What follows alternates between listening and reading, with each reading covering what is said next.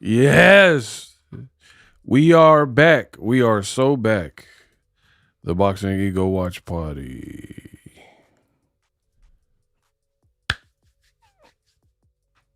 BWP.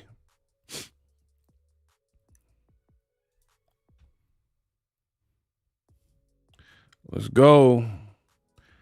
I am ready for this fight.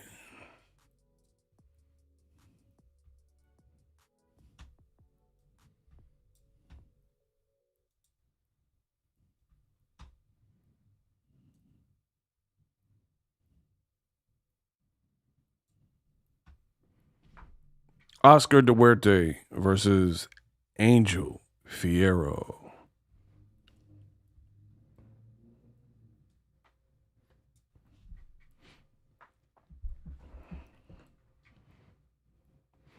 I need y'all to come in, smash the like button.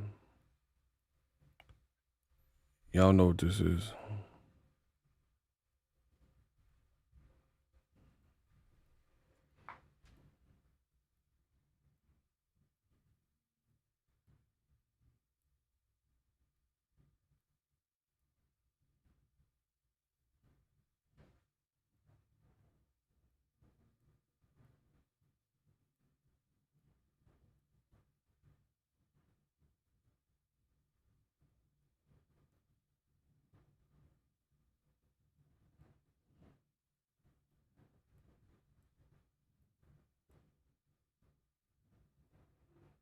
Yo, testing 1, 2, 3. What up, Fight World?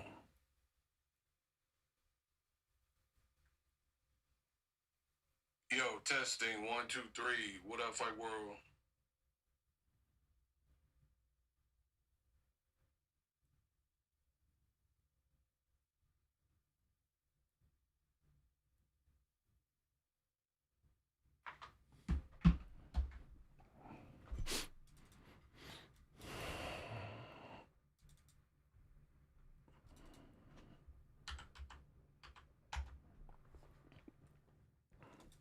Yo, what up, Fight World? It's your boy Ego, and I'm back with some more boxing. Testing 1, 2, and 3. I'm just running my audio checks.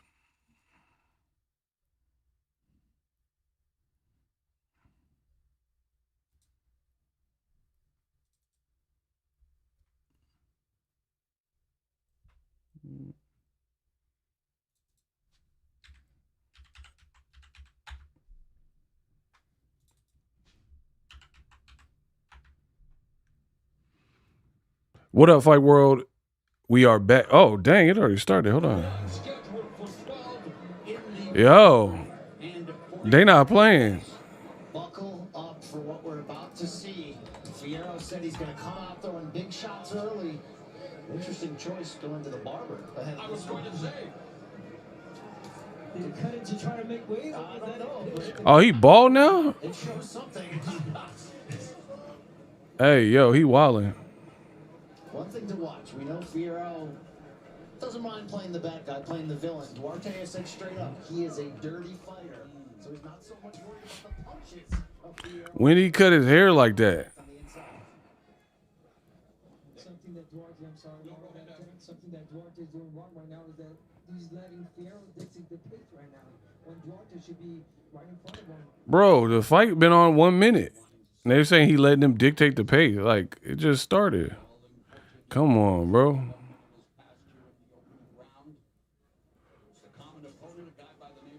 We're on the co-main. Oscar Dwerte versus Fiero, which should be a banger. Come in and smash the like button. We got action. Round 1. Dwerte got some power, though. Ryan Garcia even said that.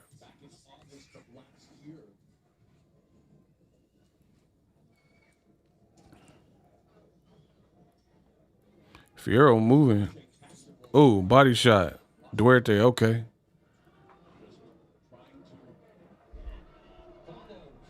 How they booing in round 1? Hey, this crowd is crazy. Bro, they're booing it. Like, come on, bro. You can't be that drunk. Yeah, that's what I mentioned. How you booing the first round? I see more aggressive Dwerte, a lot more volume. I know it's the first round, but you gotta get in it right away.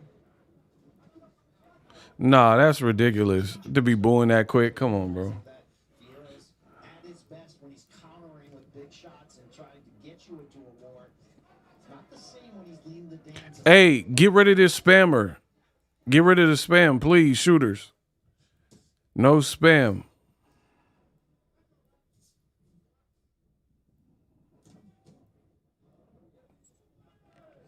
This is the type 20 seconds left, round one. of lateral movements, the jab, not giving anything to Dwerte. Oh, you're trying to catch him with that hook. He's not staying on the ropes. And good head movement right now from Fiero. Oh, oh, got a couple hooks off. Fiero momentarily on the ropes. Fiero much more. All right, what up, Fight World? It's your boy Ego in the back with some more boxing. The fight started real quick, so I had to jump right into it. And this, listen, you're not watching Boxing Ego. You rocking with the best in the business, and it's not even close. Come in, smash the like button. We are doing the watch party. Please block the spam. I need the shooters to get the spammers out. We don't tolerate that. Everybody else, leave me a comment and drop your opinion, all that good stuff. No spam. If you spam, you will be removed. I repeat, if you spam, you will be removed. I can assure you that.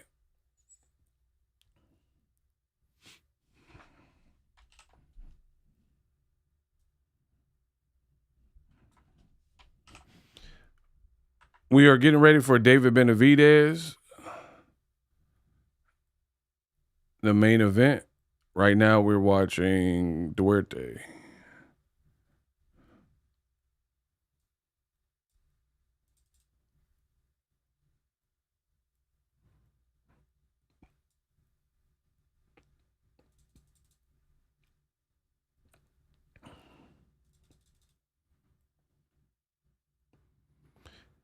The main event, I don't know the exact time, but we got one more fight that we're already in the second round of, and then it's main event time. So probably at 40 minutes. You probably got 40 minutes to an hour, with national anthems and all the walkouts and all that, just to give you a rough time. But if this fight ends early, you know what I mean? See, y'all be asking me the time. Y'all got to understand how boxing works. How can I give you a time when I don't know the outcome of the fight before it? It don't even make sense. Man, when's the main event coming up? What if he get knocked out in the next 2 seconds? And I told you an hour, but then he got knocked out. So obviously that's going to change things. But what will a right hand there from Fiero lands? Are you surprised by Dwerte start, PC? I am. I thought he would Joaquin, what up? make Fiero pay for missing weight, for having to go into a second fight where it wouldn't happen. Shout out to Business Brain. Get rid of him. Yeah. Coming out very smart. Crowd not buying it. Whistles, boos. And again, we're coming off two virtuoso performances by Ismael Flores. 1 minute 15, round two. See, that's something he did really good against Pickett, was the counter punching, waiting for the opponent to open up and try to land his shots in the inside. Nider, what up? This last fight. We back. Start the night, less than a minute left here in the second. Ooh, he caught Dwerte with a nice right. He trying to box more. Oh, Dwerte got mad. Swing and a miss. I'm going to explain. I'm going to try to get out this round, and then I'll explain what's happening. Missing there from Dwerte. And the thing is that he's just following Fiero. There's no paying off for him. Body shot Dwerte. 15 seconds left.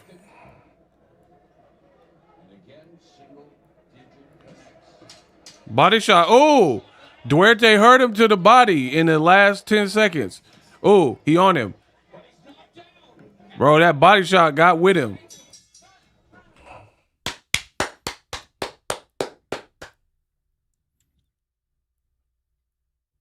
What's the point of Zelle or Cash App?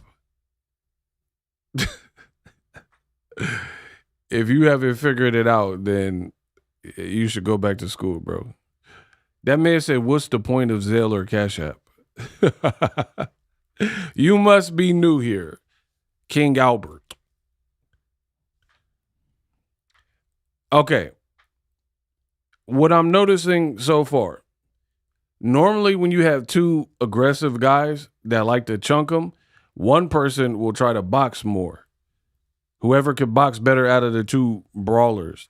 So Dwerte is kind of uncharacteristically not that aggressive right now.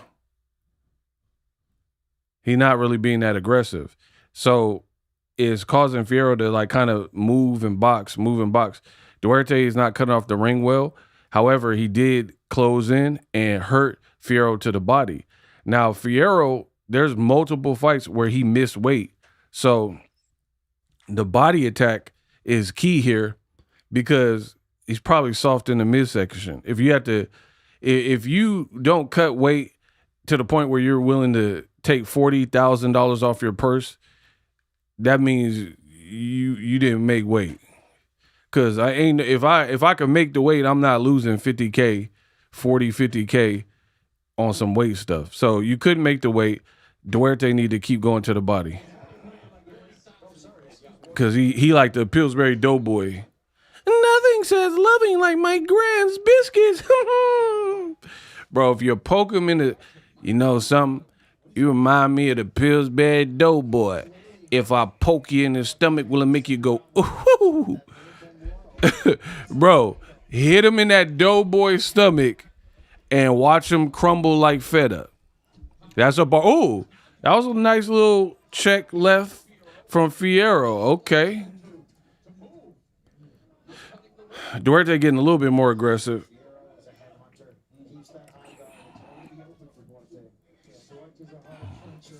Oh, body shot. Keep going, Dwerte. Go to that body. VW, what up? That's my guy.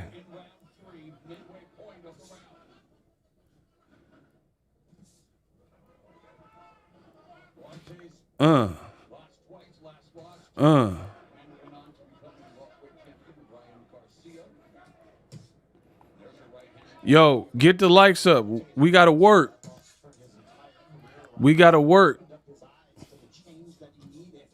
Okay, they trading a little bit more now. Round 3. And Ryan Garcia was one thing he said that Dwerte has been the hardest puncher he's ever faced. It's a beautiful counter punch right there. Little pullback. Oh, nice combos by Dwerte. Oh, got him with a hook. Yeah, caught him with that left hook too. In between. Okay, Dwerte. This who Richardson Hitchens was supposed to fight, pulled out the day of the fight. The thing about Fiero is you can hurt him, you can drop him, but if you don't finish him, he's going to let his presence be known in a fight. I was there in Puerto Rico when he got up off the canvas. Oh, nice right by Fiero. It's starting to open up a little bit. That's the fight that put Fiero Nice short little left. the other fighters in his division. Okay. That was a solid round. Okay. Let me talk about this real quick. Let me talk about that. Boxing right now, there is a lot of propaganda. People like Mike Coppinger, propaganda, straight shills, right? And I want the record to show this. That's why I'm saying it. Earlier today, there was a card in Japan. I watched it. And I'm here to let you know, you had all these people, old media, all these people bragging like, oh, 55,000 people in Japan. Oh my gosh, Nakatani. In a way, I watched the fight. The second half of the fight saved it. Made a full breakdown of it on my channel. Check that out. The fight was trash for the first half of the fight. Like trash.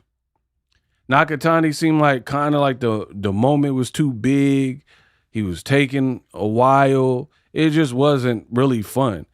Inoue was a little bit busier, but it was not much going on. Trash.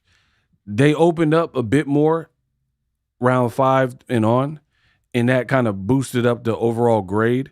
But you have people who are always trying to cop a squat on American boxing.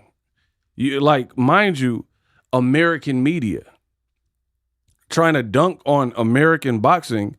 But peep this. I live in Northern California, Bay Area. Yay! To go to Vegas, it's a 1-hour flight and very cheap. To go to Japan, that's like probably like $1,400-$1,500 and 11 to 15-hour flight from SFO to Japan. Yeah, dig, right? And you probably got layovers. You got to stop in England or wherever, have a layover. And you got people advocating for like American boxing needs fixing. American boxing is dead. Let me get to this super chat. Yo, support the real. Shout out to my man V-Dub. Get the likes up for the best in the business.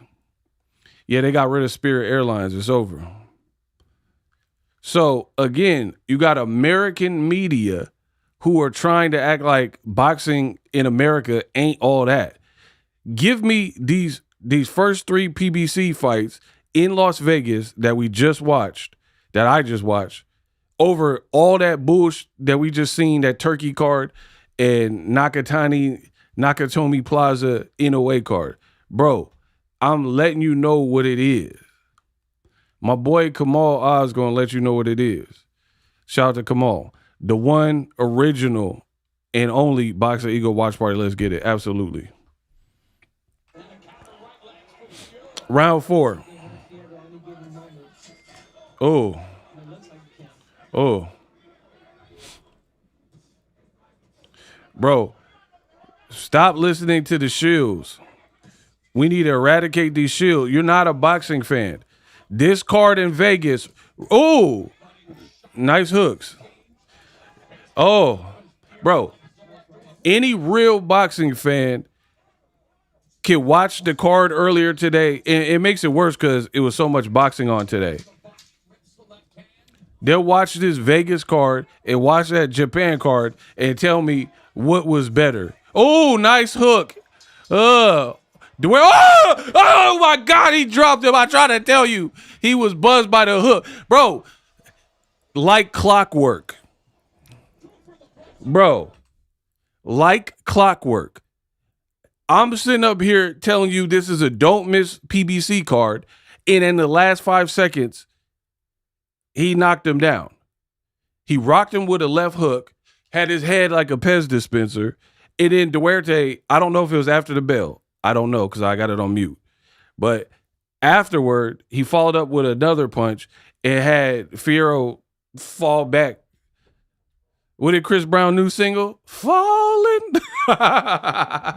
Bro, he gave him that Chris Brown treatment, the Chris Brown single. Falling. And once again, everything I say ages like fine wine. Hold on. What's going on? I'm telling you the card is fire. Oh, that left hook had him doing the stanky leg.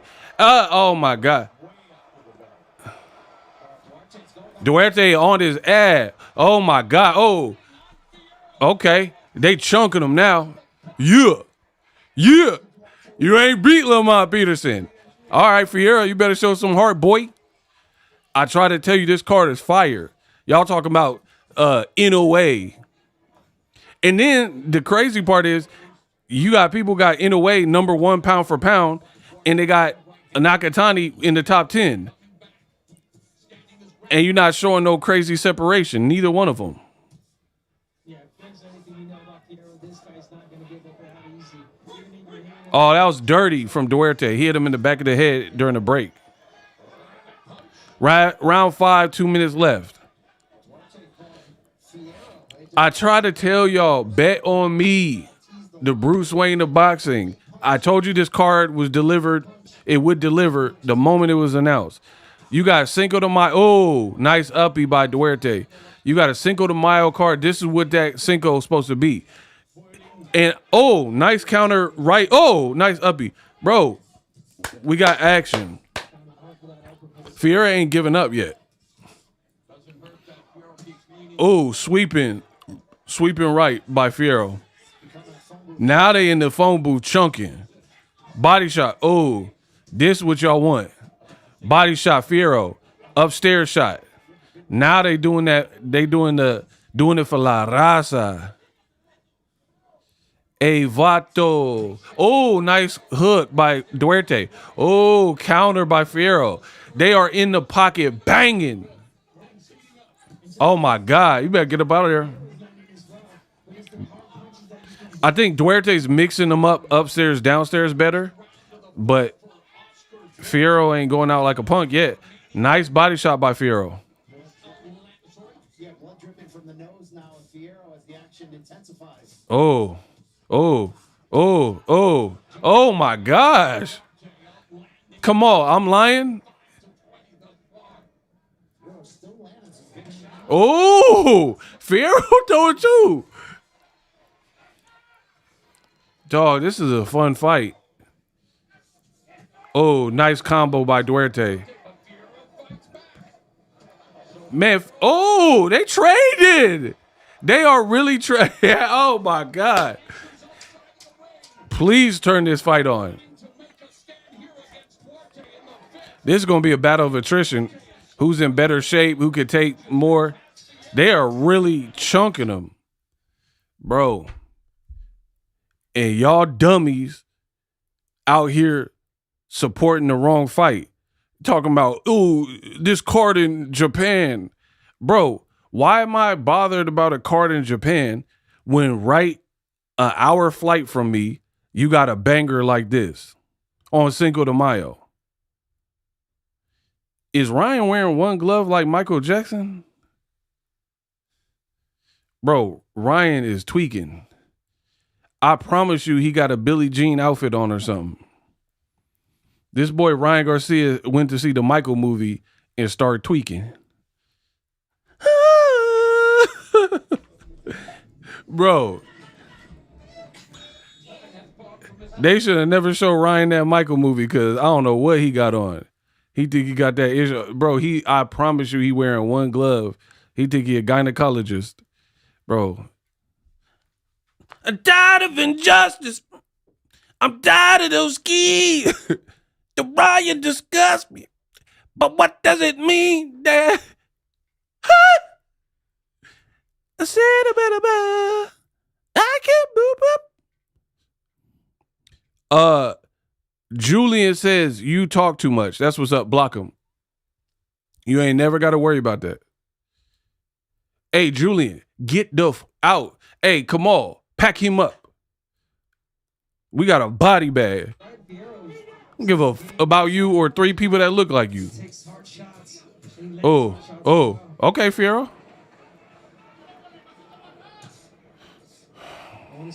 Hey, when they hate, donate. Let's get the likes up.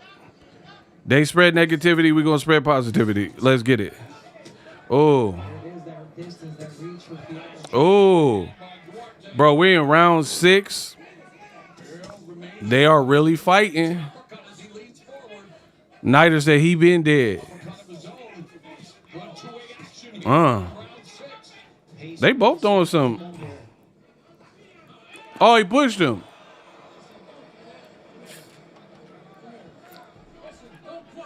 He pushed him.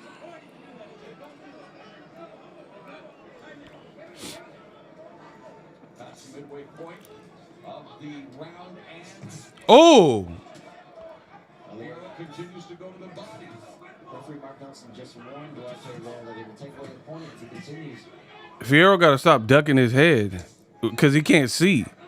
Bro, you're not supposed to, no, like, bro, when your feet, when you lean in like that and your eyes are facing your feet, you're not going to be able to see certain punches coming. Bro, he like this. You're looking at the ground. You're giving yourself blind spots. Oh. Bro, y'all got to learn boxing. When you leaning in with your head down like that, it's very hard to gauge what's going on. So there are going to be some punches you're not going to see. You're putting yourself... Oh, nice counter by Fiero. Oh, nice hook. Little double hook by Dwerte.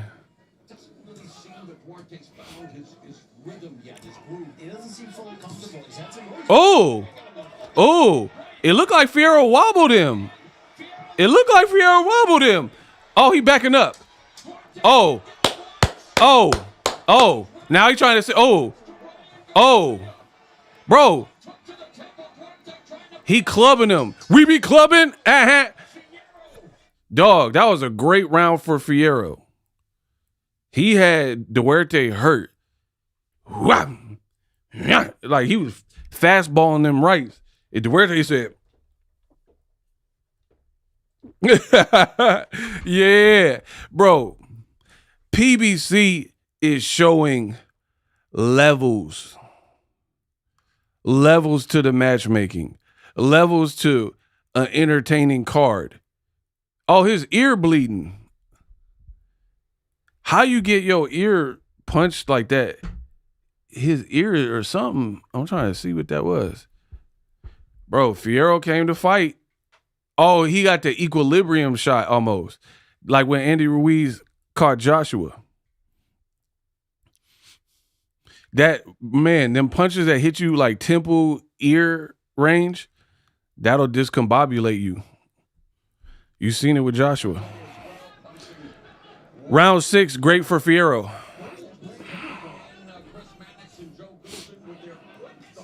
The Roy's wearing off. Oh, wow. That certainly was a turn of events that last round. That was a beautiful right hand. It did lay right up top on the headline after and stunned. Damn. Dwerte. But look, I mean, this is the thing about Fiero. We saw him fight the fight of the year against Pitbull Cruz. There's no giving up with him.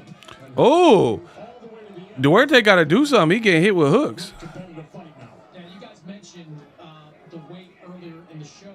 And look, 2 years ago, Ryan Garcia missed the weight going up against Devin. Yo. Widely criticized for that at the time, but it turned out that was the smartest decision for Ryan Garcia, who was in better condition in that fight than Devin. Ego cooking left and right. Absolutely. Not having to make 140 is now working for Angel Fiero. Oscar De La Hoya looked concerned in the crowd. Oh, sweeping right by Fiero. Oh, they trading hooks.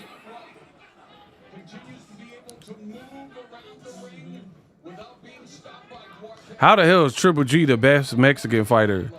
Y'all be saying some of the dumbest I've ever heard. Yeah, he's not balanced well, and look at the blood that's coming out of his ear as well from Dwerte. That man said Triple G is the best Mexican fighter, but he ain't Mexican. Y'all just be talking because you got a mouth.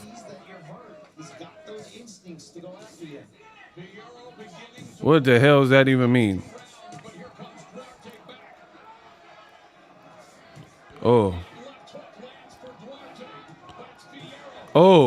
Oh, trading. 1 minute, round 7. Leather.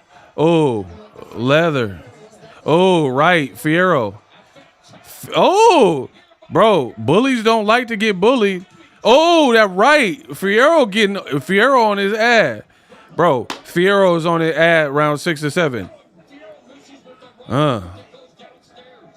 Bro, bullies don't like to get bullied. I've been telling y'all that. Yes, he does. Yes, he does. And he has taken Duarte's biggest punches already, so that's why he's feeling comfortable on the inside. Oh, 20 seconds left.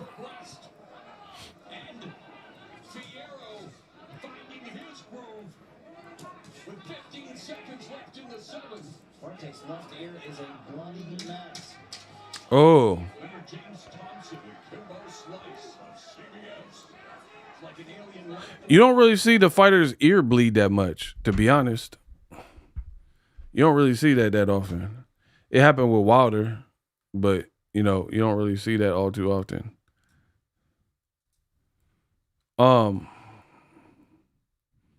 Good fight. Very good card.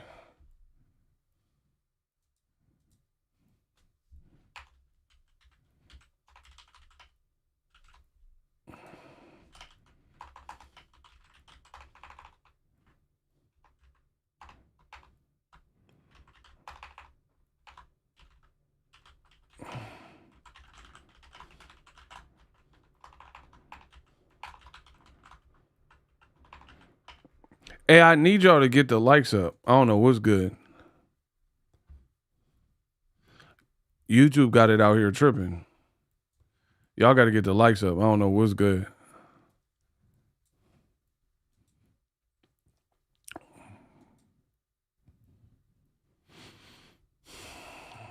I told you, y'all wanted to hate on PBC. They checking his ear out. Bro, PBC is giving you good fight after good fight. This turkey cards ain't cutting it. They ain't, like, let's be real. I want to know for real. Teofimo Lopez and Shakur Stevenson. Was that fight, that was a main event. Was it better than any of these fights you've seen on the undercard? We not even to the main event. Like, be real. Is a minus 1,400 betting favorite. He's currently minus. Was Shakur Stevenson versus Teofimo better than anything you've seen on this card?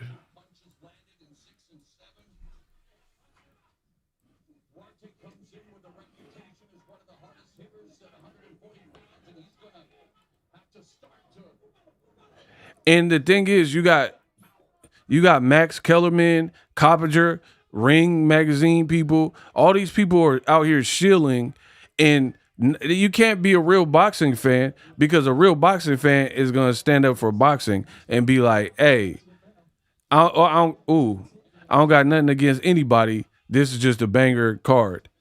Not no bias stuff, not no like, I got a company agenda. You just going to give it up. This card is infinitely better than any turkey card that I've seen or Zuffa boxing, right? Dana White's like, oh, it's like taking candy from a baby. You have not, first of all your fights are in the Apex. You in a small, you ain't even branched out to a real venue. They're at the T-Mobile Arena giving fans their money's worth, not in those small concentrated, concentration camp or whatever, where it's only a small amount of people in here. You know what I mean? You got 1,000 people at the Apex, and none of the fights are banging like this. And then the ones where it's like these crazy knockouts is because they're gross mismatches, right? These are not only are they good. See that? Oh, okay. Dwerte, he coming back alive. See, this is what I'm talking about. Boxing fans got to understand there's a difference between fights. Oh, nice hook by Dwerte.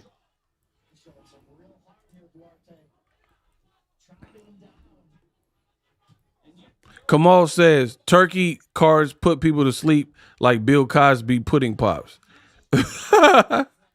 Hey, that's what I'm talking about. Them turkey cards is the new Bill Cosby. I would like to watch a card with the boy Shakur Devanady, the pudding. No. Bro, they putting Zuffa boxing, all them cards is Bill Cosby cards. They put the Quaalude and the plop plop and the Drake with my wife. Come here, let the pudding get. Did that man throw 8 jabs in a row? And again, you got COINTELPRO at Boxing Media, old media, who are trying to sell you something. The great thing about Boxingego, I ain't trying to sell you nothing. I'm telling you, if Nakatani and Inoue was the best fight card this year or whatever, I'll tell you that. You got people like Cappinger, and he like, oh man, American cards aren't like this. What are you talking about? American cards are better than that Japanese card that I watch. People, and then like, who are you catering to? Go move to Japan. Go move to the UK. If you like their crowds better, and you a boxing reporter, right? Go move over there. Go live in Japan and go roommate with Juntao. Juntao. Yeah, go get you a roommate and get you a little flat out there and move to Japan. And leave the American boxing and the world boxing to Boxingego. Because I'm always going to keep it real. These dudes is trying to sell you a dream. Every fight I've watched has been better than Inoue's card. I don't care what none of y'all talking about. Y'all can kiss my ass. The quality of the fight. And here's the what I was saying earlier. Like Zuffa, they might have a crazy knockout, but then you'll look at who's fighting, who is like. So I'm not impressed by that. That don't impress me when you knock out somebody, but when I look them up, because I don't know who they are, they're coming off a TKO loss already, and they lost 3 out of their last 5 fights, and they have no significant wins. That's not really impressive. Fiero, we've seen him fight Pitbull and give Pitbull a run for his money. Dwerte, we've seen him in there with the Akhmedov or whatever the dude that fought Barrios. We've seen him in there with Kenneth Sims. Quality operators. Ryan Garcia, right? Jojo Diaz. We've seen these fights. So I could vouch for this fight being competitive, and we know who the people are. Them Zuffa cards, it'll be like Caleb Walsh versus Ocampo. Ocampo lost to all the PBC fighters already. Errol, Tim Tszyu, and Fundora. So what does that really represent for Caleb Walsh? He's the best. And they're like, we got the Zuffa belt. Don't care. You got the Zuffa belt. Oh, he don't like that body work. Dwerte hurt him to the body. He hurt him to the body. He just stopped punching and moonwalked backwards. See, this is what I'm talking about. The other round, it looked like Fiero was cooking Dwerte, and now Dwerte might have found something. I'm telling you, Fiero ain't in shape like that. That's why he keep missing weight and biting opponents and all that. I mean, he's in some shape to be going this many rounds and throwing this many punches. But what I'm saying is he's not in. You're not. Oh, nice body shot by Dwerte. Keep going to the body. He's not in dog shape for real. Because if he was, he would make weight.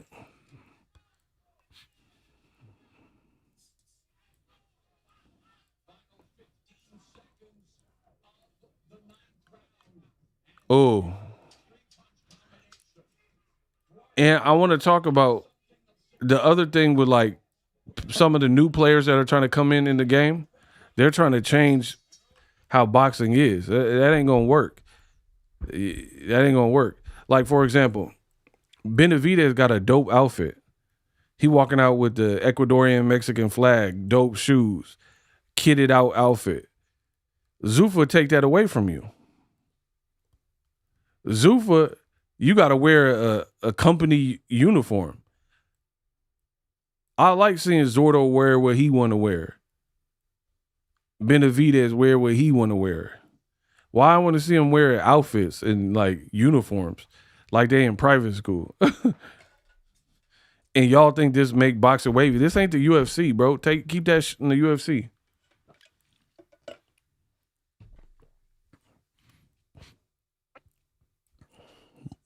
And for real, I'm going to say something that's going to offend a lot of y'all. Boxing historically has been a black and a brown sport. Period. Black and brown. Now, that's not to say you didn't have Klitschko's or different people that don't fit into one of those two groups, right? You've always had that.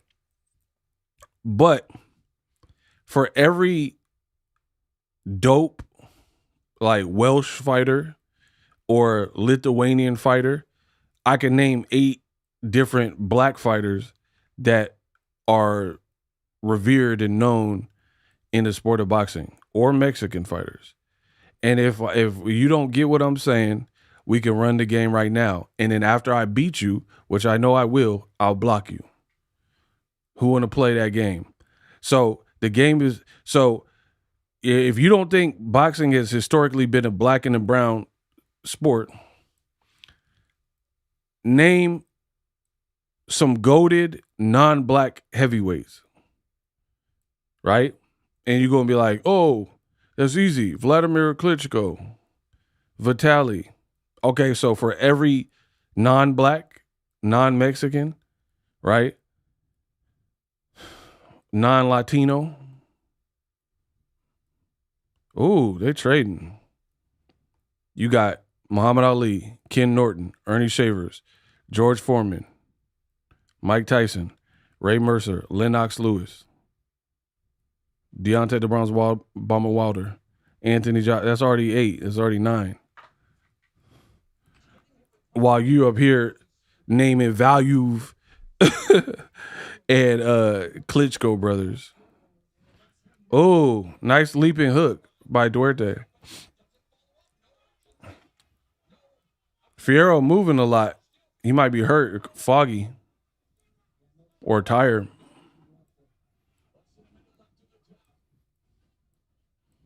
UFC fell off bad. Man, we going to get into that.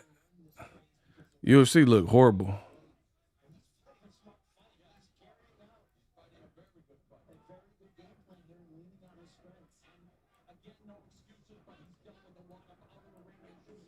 Oh. Round 10, 30 seconds left. Company uniform dilutes fight swag. Yeah, that's what I'm saying. Ain't nobody want to see no uniform. That's corny.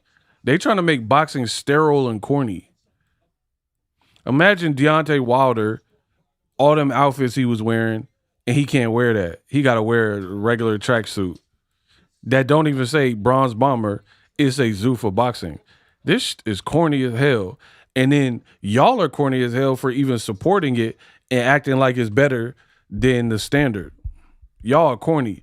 And if you're corny, I don't want a bunch of corny fans that like me. Don't like me. I'm praying and hoping you don't like my channel. If this message offends you, good, because I still don't give a and I want you to not like me. I want you to unsubscribe. I promise you, I've always believed in quantity is not better than quality. Quality over quantity. You know what I mean? So I'd rather have 2 Kamal Oz's than 100 of y'all goofy boxing fans that ain't gonna keep it real. I'd rather have, Eagles Army just be Surah, Mystery Machines, Kamal, like all the real ones that have been rocking with me. New Meaning. I don't want a bunch of y'all corny people following me. I don't want you, like I said, I don't want you to like me or love me or, oh, I love your content, bro. Don't. You corny. If you think having a uniform in a sport that never had uniforms is the thing to do in boxing, you're corny. And you should unsubscribe from me ASAP because you're too damn corny.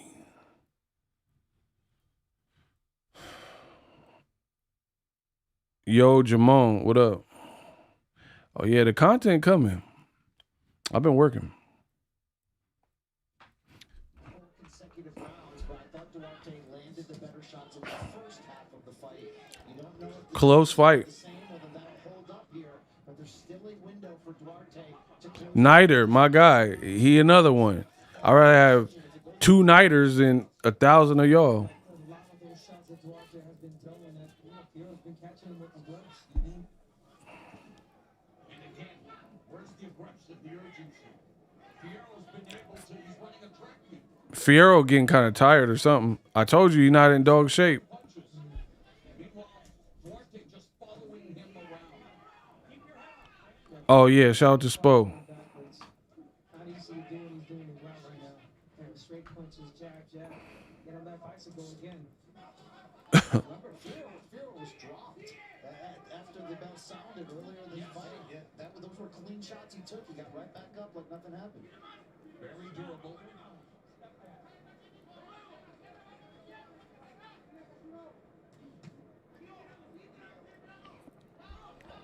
You know what's crazy? This fight is still good, but it's probably the most slow paced out of the last 3 fights, and it's still a good fight. It's just not as fast as, it's not as crazy as the last 2, Yeah, and I always thought if there was someone that but it's still action. by decision, it would be Fiero and a knockout for sure, Dwerte. So I think that's what we're seeing tonight. But again, a close fight. It's weird. It is a close fight, and yet I feel Fiero. Stop. Having uniforms defeats the competition angle. Yeah, exactly. You got the fighters in uniforms. Corny. And then again, these can't be real boxing fans, because if you're a real boxing fan, you want what's right for boxing. Right? Like the Haniacs. Not real boxing fans. Dwerte kind of on him. Like the Devin Haney fans, the Haniacs, right? They keep teasing like, oh, Devin has a power move. This was like a month ago. Where's the move at? Where is this power move that Devin Haney supposed to have? I'm still waiting for it. I want to see it. I want to hear what it is to see if it's really a power move. They're like, man, Devin's coming. Debo's coming. Zuffa boxers get stripped more than strippers. Facts. Where is the Devin Haney power move that y'all said was allegedly coming? This is why boxing is not thriving right this second, because the people holding it down aren't really holding it down. They're holding it down. I know that was confusing, but process it. It'll make sense. I said the people that are supposed to be holding it down ain't holding it down. Therefore, they're holding it down. That's a bar.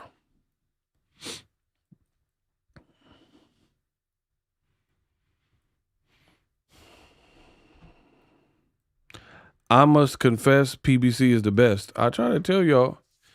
Oh, that was a nice little uppie by Fiero. Dwerte, it's the final round. Damn. Oh. Yeah. Dwerte fighting angry, kind of. This final round should be a great theater here as the fight very much still in the balance on the scorecards, at least from how we see it. He complaining about rabbit punching. Oh. I could tell that Dwerte got some power because he put everything into his punches. Some DraftKings have Dwerte minus 280. Oh. It's going to be a really hard round for Fiero if he wants to, because if he starts using that jab, start boxing, there it is. Make it easy for you. Don't let Fiero Oh. inside the fight. You grab on, there you go, you turn and wait for This is a rough fight. Wonder if Fiero is feeling the effects of stamina-wise of this. Kamal, Haney's actions prove that DHP only exists on paper. Yeah, it's a shell company. Right? DHP don't never bid on no fight. They always accuse everybody of ducking and not having the balls to fight. How many times y'all run? How many times, literally, how many times are you going to run with the same narrative and accept it? One fighter telling you nobody wants to fight him and it's everybody else's problem.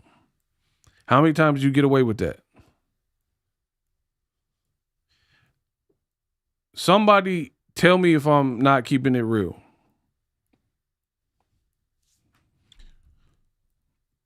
VW, $5. Shout out to you too. Uniforms leave you with the who's who vision. That's what they want.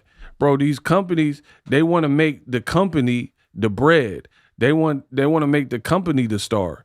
But boxing ain't the UFC. The boxer is the star. We care about the boxers. You know what I mean? We care about the brand of the fighter. Boxing ego, you have no equals when it comes to boxing commentary. I try to tell y'all. And I make it look easy. That's the crazy part. 8 seconds left. It looks like going to scorecards unless someone pull out some magic. Fight over. Kind of a hard fight to score. It was a good fight though. For example, the Haniacs, they keep blaming everybody else. Kamal Oz, fact check me if I'm lying. Didn't they do this with Gary Russell Jr.? That's to Kamal Oz. Didn't they say it's Gary, Mr. Cap Russell? Gary Russell don't really want to fight. I think that's probably when it started, right? Devin Haney, there was like a rumor. And then all Gary Russell was saying was like, yo, you sent me a cover sheet. It didn't say nothing about DAZN and a company name. It don't look authentic. It don't look legit. I'm not just going to sign my name to some random piece of paper. And the Haniacs was like, oh, told you Gary Russell don't want to fight. When is Gary Russell? He fought Lomachenko, who people thought beat Devin Haney when he was older. Gary Russell fought a prime Lomachenko who was bigger than him, and he was sick. So you think he's afraid of fighting Devin Haney, but he's going to fight a prime 2-time gold medalist that's bigger than him in Lomachenko in his prime? And the trend carries on today. Gary Russell ducked me. Tank ducked me. Shakur didn't take a 25% split or whatever. He ducked me. Richardson Hitchens ducked me. Keyshawn Davis ducked me. Rolly ducked me. I mean, how many people allegedly ducked you? And then how come Canelo, how come Tank, real faces of boxing type, David Benavidez, they don't have problems getting fights, right? The only problem Benavidez had getting was Canelo, and that's because Canelo was the A-side over him, and Canelo didn't want that smoke. But Tank, when has he ever struggled to get an opponent? When has Canelo struggled to get an opponent? But then y'all keep saying Devin Haney is this huge budding star, but all of his fights keep falling apart.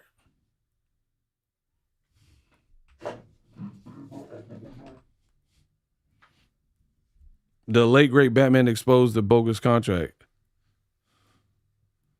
They gave it to Dwerte. I don't know. That was kind of rocky. I don't know.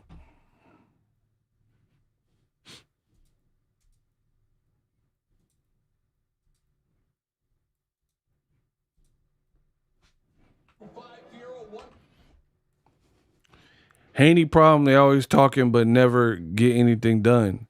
That's the whole game of boxing problem. Keyshawn, like, oh, I want to fight Devin Haney. You're fighting the guy you already fought. Devin Haney, like, oh, I'm going to fight Rolly. They sent me a good offer. Oh, the offer really wasn't good. Shakur, like, telling Conor Ben, I want to fight at 154. I'll fight you at 47. Now he backing off the block saying I ain't moving up in weight unless I get a rehydration clause. The same rehydration clause he complained about with Tank. Bro, boxing looks cooked. You need cards like this where people just getting it in and not making boxing look crazy.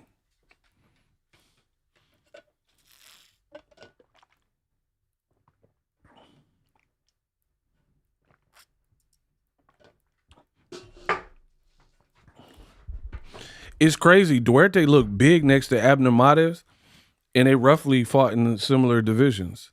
But Dwerte looked way bigger. That's the other thing. These new fighters, they lying about their weights. They not even fighting in the weight classes that they should be. I don't know. I think Fiero might have got him. I think that's a politics. It's a Golden Boy card. They wanted Dwerte to win. It was close, so they just went up with it. Swat Jones, what up?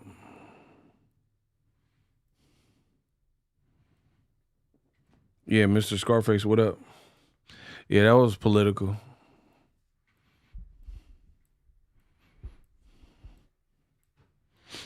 I mean, it was close, but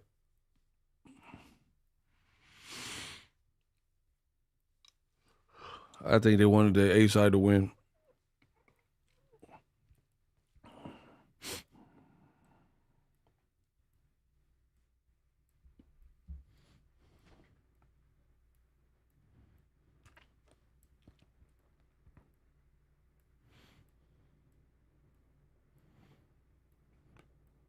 Shout out to Shaughnessy, sent $20 cash app.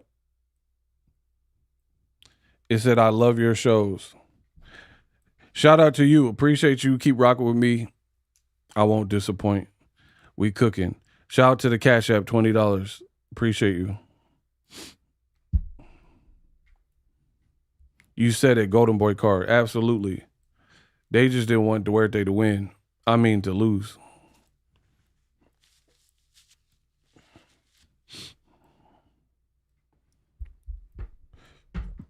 Gotta hear your thoughts on Errol and Tim fight. I love it. I already made a video about it though. But I love it. Where they're both at in their careers, a rightful step. Oh, I forgot about Rosendez. Oh my gosh. I thought this was the co-main. I forgot about this Mongia joint. Okay. Bro, PBC, they killing. They killing. This card way better. I forgot we even had this. Rosendez could fight. You seen that in the Caleb Plant fight. Mungia's never in boring fights. Most new age boxers cap, yap, and make me take a nap. Bars. That's a bar from Kamal.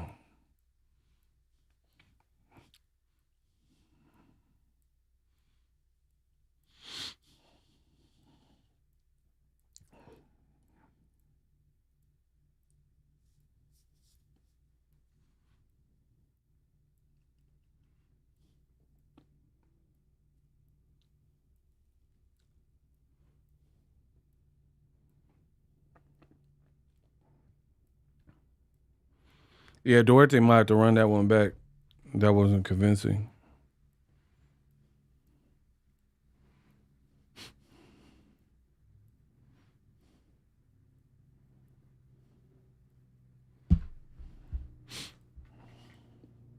Yeah, you got people hating on American boxing, but there's nothing like American boxing. I don't care what they tell you. They be like, oh, the UK. Bro, I've been to Wilder fights in America. That UK Chisora fight was not better than Wilder versus Ortiz 1 and 2. I was at the fight. I was at the first Wilder Fury fight. I don't care how much of a crowd you have, is not better and is not making more money. Tell me Wilder Fury 1, 2 and 3, they all happened in America. Tell me those weren't better than Wilder Chisora. Come on, bro. Tell me Wilder Ortiz 1 and 2 weren't better than the Chisora fight. The Chisora fight was a biased ref. It was sloppy on both ends. Neither guy looked to be in prime. And this is what I'm talking about, the politics of the game. You got people out here capping, trying to make certain things sound better because they have an agenda to shield. I have not even watched a Zuffa boxing card. What does that tell you? Now, if they were popping enough, I would have no choice but to watch them. There's no card that has piqued my interest. So I'll catch the highlights later. I got a life to live. I got other things that I'm working on. Them Zuffa, what do you mean, Joshua? I don't understand that. Them Zuffa cards have not been money. Like, for example, If I'm lying, I'm flying. Name the last 3 most memorable turkey cards without PBC. So it can't be like Ryan and Rolly, where PBC was not involved at all, and it was a turkey card or Zuffa card. Name 3 memorable ones. We're going to get down to the nitty gritty. Name 3 memorable turkey cards that you'll go back and watch for years to come. That had nothing to do with PBC.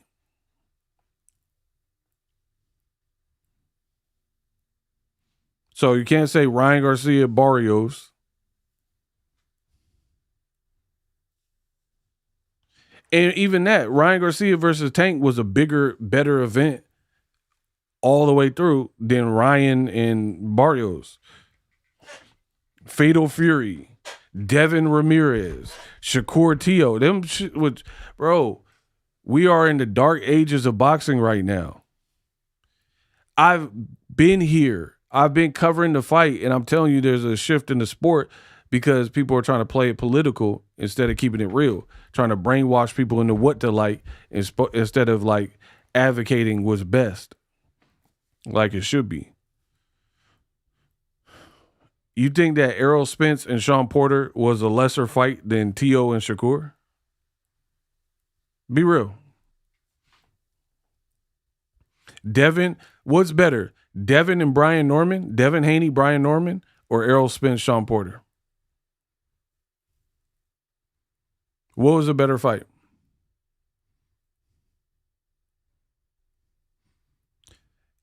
Think back to Errol Spence, Sean Porter fight.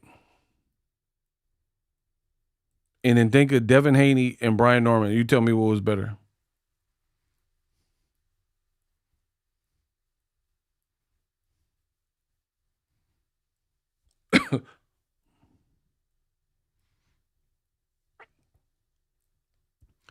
And I was at Spence Porter, right? They had Barrios. That was where his eye got all big when he fought that Madoff or whatever dude. And the co-feature was David Benavidez, Anthony Durrell, which was a cracking fight. So what card has Turkey put on that lived up to that card? And that's just one miscellaneous PBC card. Everything, they put a bunch of money, put a bunch of hype behind it, and it don't live up to it. It don't live up to no type of hype. Shakur and Teo, I never went back and watched the fight. I like boxing. I respect the performance. You won. I didn't even want to see him fight Teo. Turkey's takeover was shorter than Roseanne Redu. Facts. Bro, that's what's missing in the game right now, where a lot of these fights ain't memorable. They're not something you would like go back and like watch a year from now. You might go back and watch Sean Porter, Keith Thurman.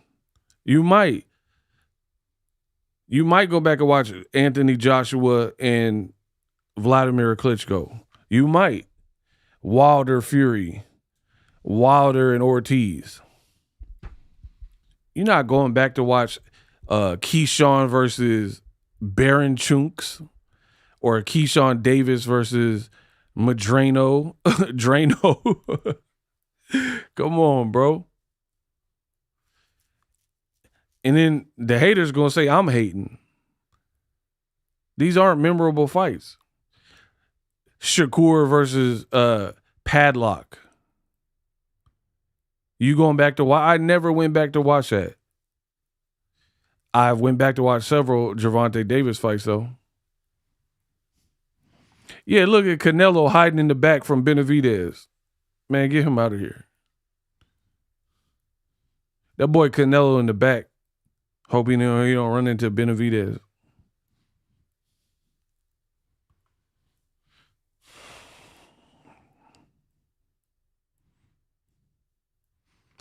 Canelo, he embarrassing. He going out embarrassing. For real, for real.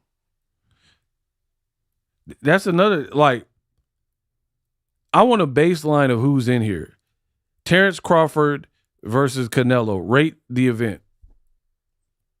0 to 10. Rate the event.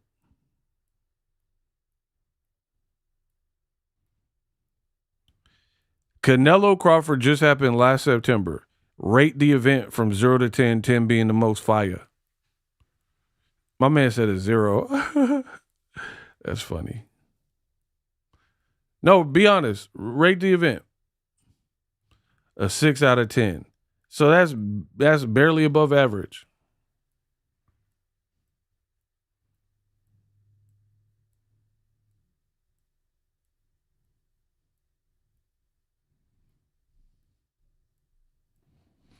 Word on the street is PBC is broke and can't put on good fights. They can't put on good fights, but they putting on a good card right now. You see how stupid that is?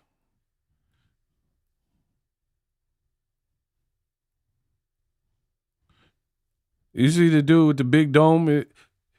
Did we get him? Hey, look at me. I'm the captain of the ship now. Y'all see the dude with the forehead? He said, word is PBC's broke. That's probably Haney under a burner account, bro.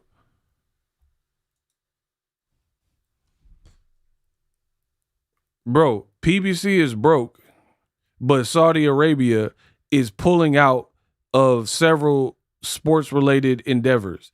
They're shutting off the updates to the video game that they raved about. But they're saying PBC is broke. You guys just talk. Talk. And the funny thing is, you're like, oh, PBC, they can't, they're broke, they can't put on a fight. Gervonta Davis and Benavidez, they don't have to live on social media, and they're more popping than any of them people you talking about.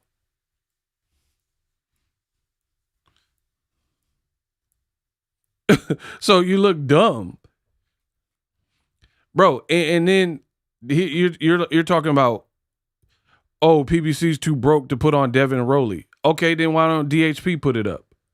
DHP put up the money and make the Rowley fight.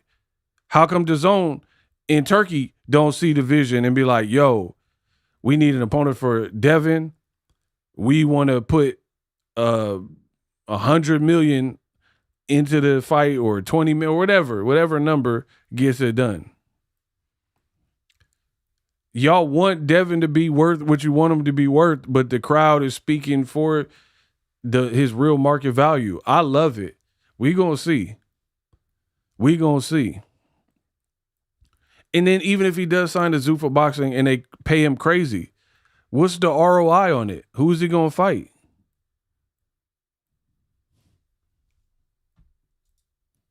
Y'all worried about a fighter paycheck, but that's cool. What is it? What did the fans get for it? Notice every new thing in boxing that lead with money done ever fast. First, DAZN going to pay-per-view. Now Turkey pulling out of contracts. I can't wait. We're going to see. The bottom line is the market been fucked up because of Turkey. Injecting too much money, you done spoil the fighters. Like, it's like a little kid, right? If you have little kids and you give them candy for dinner, a year from now, they're not going to want vegetables. They're not going to want to eat nutritious food. Eat your salad, Timmy. Timmy been eating Sour Patch Kids for dinner. Block the man. You ain't the man. If Timmy been eating Sour Patch Kids and Junior Mints, right?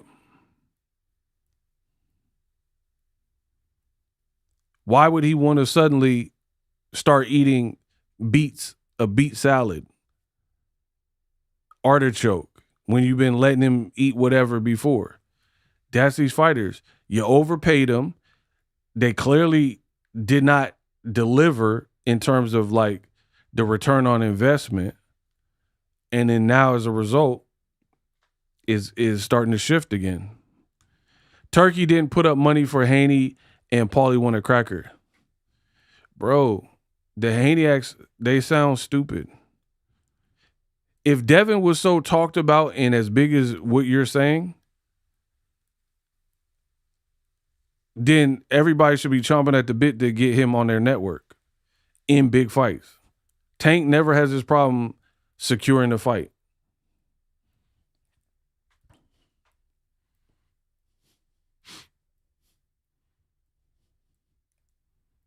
That's like Michael Jackson in his prime, and then they're like, hey, sorry, Mike, we can't find a venue to do your show. Bro, all the venues in the world, they gonna find a venue for Michael. He that big. If you really that big, they gonna make it work. They had that boy Michael in Wembley. He not even from there. He not even from England. And they reaching out. Bro, they made room for my boy Michael at Wembley. Had the Queen of England and all them going to see Michael. So if Devin Haney's the Michael Jackson and he ain't Randy or Tito or Reba, then you make it work. You don't just blame, oh, it's Rolly's fault. It's Gary Russell's fault. It's Keyshawn's fault. It's everybody else's fault. But you're making it sound like Devin is like a huge star. You shouldn't be running into this problem where people aren't like PBC had no problem paying Canelo more than 35, 40 million a fight. They're not paying that to Devin Haney because they know he don't carry with Canelo. Like a Canelo weigh-in, you're going to have 10,000 people there or whatever. Devin ain't doing that.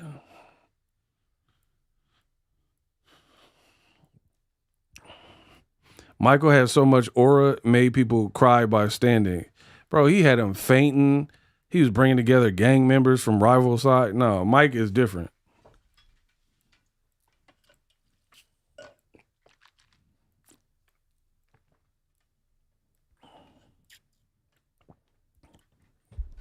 I'm telling you, too many agendas in boxing right now. You got that Japanese card. First of all, come on at like 4 a.m. I had to stay up till like 4 a.m. to watch it for you guys. And then it wasn't even all that. Like, so people in America stayed up late to watch the fight. And then the fight wasn't like no crazy classic. That boy, Terrence Crawford, couldn't even stay awake. He was nodding off. Bro, the man Crawford could not stay awake during the fight. They're like, oh, 55,000 people. So you would think a crowd of that magnitude, you would be able to stay awake because it'd be so loud in there. And if you're ringside watching an action fight between 55,000 people in an energetic crowd, like, it don't matter how many hours of sleep I got. I've never went to a sporting event with 20,000 plus people and I was finna fall asleep. I've been to 49ers games. I've been to San Francisco Giants games. I've been to thousands of boxing events, right? And so on and so forth. I've been to Usher concerts. I've seen Prince in concert. None of us were falling asleep. I seen Usher right when he dropped Confessions. Watch this. Watch this. Out in Oakland. I seen Prince out in Oakland. I seen Busta Rhymes at Summer Jam with 50 Cent in the peak of G-Unit. I seen Eminem in concert. None of us were falling asleep, bro. I had the Eminem show Eminem. I went to see him in concert.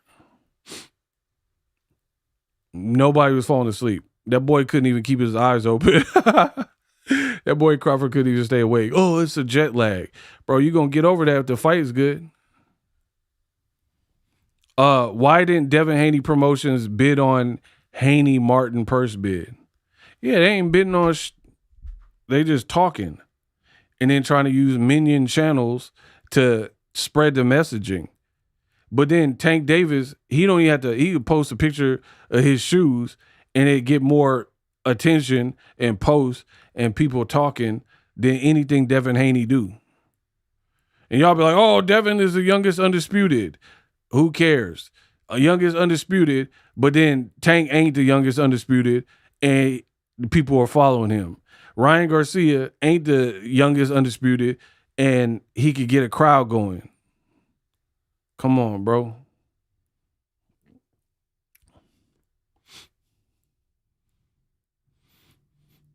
You got too much pump faking in boxing, bro.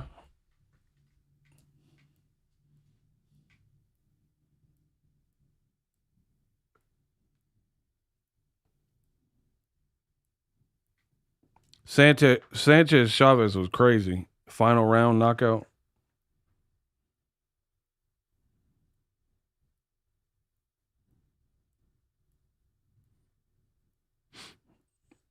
All right, Munguia and the boy Armando up.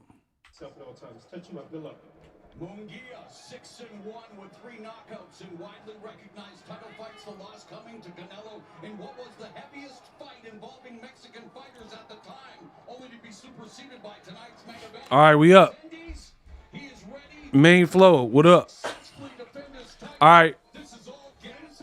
last fight and then Benavidez up.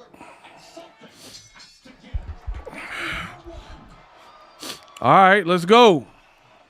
Well, this fight stealed the show on an already incredible evening of action. Double jab from Rosendez.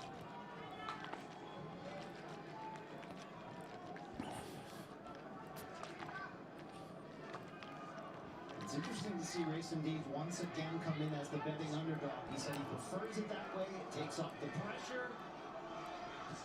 And like we said off the top, a lot of questions for Mongia. Is he as durable as he ever was? Has he made adjustments with the new Good jab by Rosendez. Keep jabbing.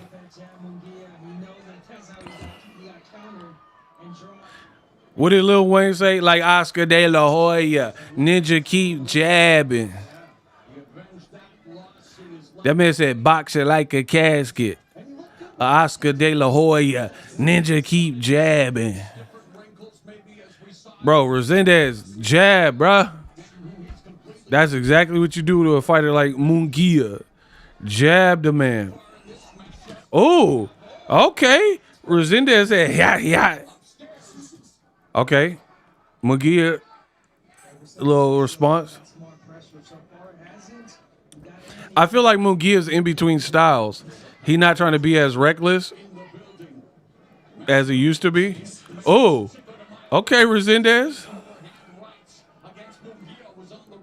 They test the chin of Mongia early, test his confidence. It's a good start here for Rosendez. You both have been dropped twice in their careers. Oh, good body shot by Mungia. Very good body shot. That's what I like about Mongia. When he places his punches and he puts them together, he's really good, and especially finishing to the body like he did there. It's incredible that Rosendez is 27. This is his 19th pro fight. Mungia's only 2 years older. Jab. Professional fight. Experience cuts both ways. Like a knife, right? That is, talk about turning pro in the teenage years, which is certainly what Mongia did. A lot of experience, including, as we mentioned, a Cinco de Mayo showcase. 30 seconds left, round one. Won the respect of Alvarez in that performance. And Canelo turned pro at 15, so a lot of Mexican fighters turning pro in their teens. Under 30 seconds left, of course, you have to do a team. Mungia, 3 left hooks and then went to the body. That was good. Hey, PBC, they did their thing. Cinco de Mayo card. This is a Cinco de Mayo card for your ad. They coming with the Cinco de Mayo. I ain't gonna hold you. Mongia's jab looks good early, though. Oh. I like fights like this because there's always like an element of danger and you don't know when it's going to like go off. I'm trying to cook at the same time it's not working. All right, man. I'll see you in a little bit. Bro, PBC is killing y'all. This is like, bro, and this is what I'm talking about. You got a lot of weirdo behavior in the sport of boxing. Like Terrence Crawford, right? Great boxer. The man flew to Japan to sit ringside with Turkey and big up what the people, old media, says is the pound for pound number one person in a way, and says is a top 10 person in Nakatani, right? So you went to sharing the old media values and then you fell asleep. You're probably tired, jet lagged. You did all of this to be a part of that card and kiss the ring on Turkey when Omaha to Las Vegas is not even that big of a flight. And you could have been at a better card with PBC and they probably would have comped you tickets. Bro, like, I ain't gonna hold you. I'm not finna. Why would you pay more money even if you got your flight comped? Why would you take a 15-hour flight for a card that you're not getting paid off of just to show face and support, and there's a better card closer to you? Man, come on. Okay, Mongia. The man said PBC is done while being on a video about PBC. Iconic. PBC is done, but this is a better card than that card in Japan. He said it's DAZN's card, but PBC's in the corner left. People read from left to right. This ain't no DAZN card. They don't have no DAZN commentators.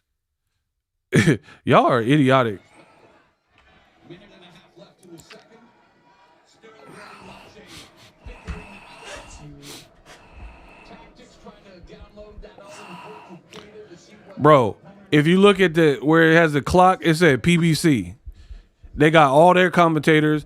They don't got a ton of the DAZN commentators like Sergio Mora. Where he at?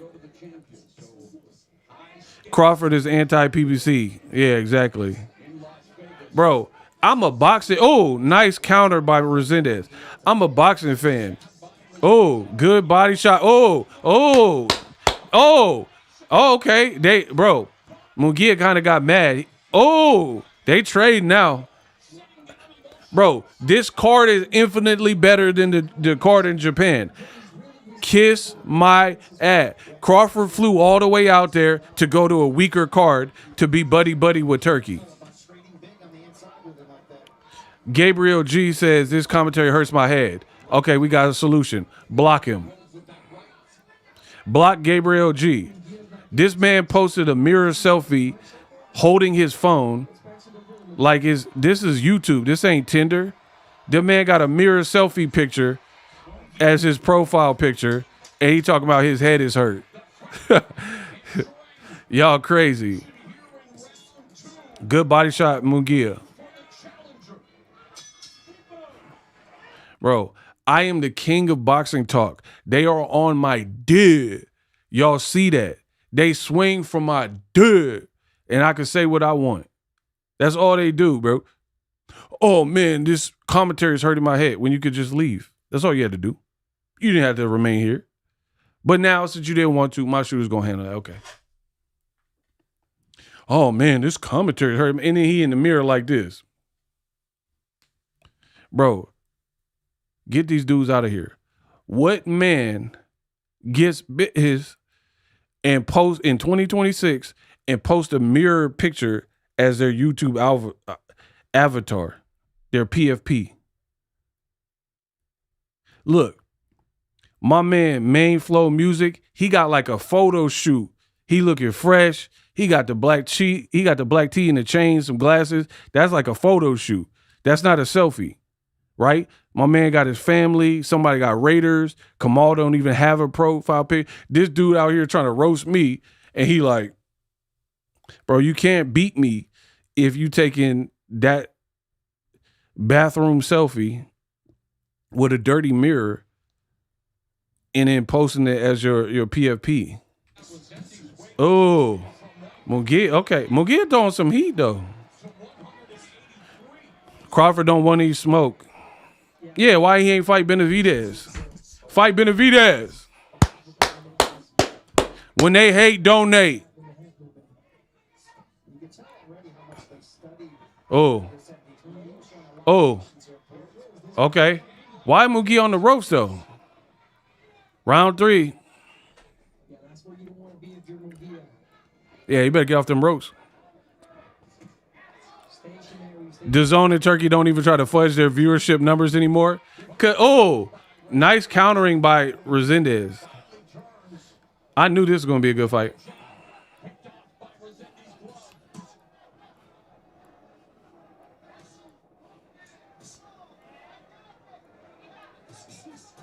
Oh, nice little combo by Mongia.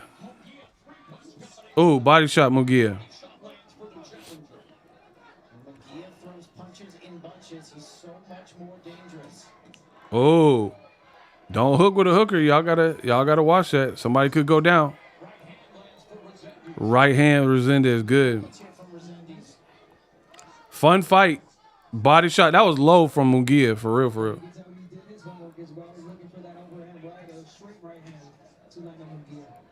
Mungia's body shots is low.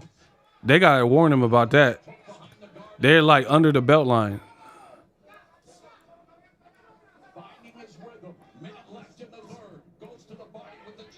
55 seconds, round 3.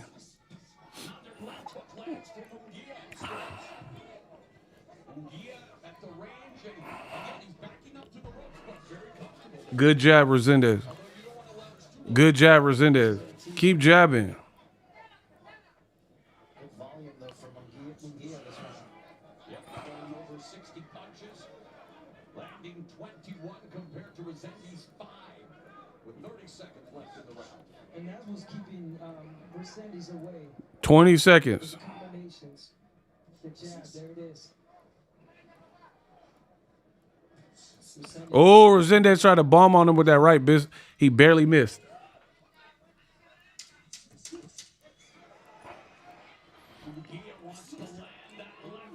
Damn.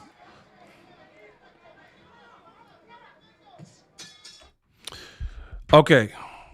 Mongia throwing low blows. The ref should warn him. His punches are way low. Strafing way low. 2, my biggest gripe with Mongia. He is one-dimensional, right? He's fun to watch, but very one-dimensional. He's loading up with every shot that he throws. You would be such a better fighter if you touch, and then rip, right? Like, you ever see a fighter like Floyd Mayweather, right? Go to the heavy bag, and they're just like, bop, bop, bop, bop, huh, bop, bop, bop, huh. That's what makes you dangerous. Because if you just like bop, bop, bop, ha, ha, bop, bop, bop, ha, and then you like ripping selective shots, that's when you catch them. Because if it's just tap, tap, tap, touch, touch, touch, people clown it like, oh, you're a feather duster and pillow fisted. No, bro, that's not what you're supposed to be doing. Mongia, this is Mongia. He's trying to throw everything like menacing. This is stupid. It's like a pitcher, every pitch is a fastball. Somebody gonna hit the home run off you. You don't want everything to be a throwing a curveball, a wind up, a change up, then throw the fastball, and they expecting all these other pitches. I don't like when fighters got one mode. Mongia got one mode. Oh, it looked like a headbutt. Or a shoulder. His head went like that. Yeah, if there's anyone that's going to wear down, I think it's going to be Rosendez because there's been a lot of body work from Mongia. And he is the bigger fighter. Yo, we got a $10 cash app from Swag Jones. Shout out to my boy. $10. I appreciate you. I appreciate you too as well. Cash app lines are still open. Let's work. I told you I'm a dominant player in this game, and I'm about to get the supercomputer, and then it's really over for y'all. Throwing everything hard again. Listen, if y'all want to donate to get the supercomputer so I can really take the channel up a notch, link me in the description. Oh, good counter by Rosendez.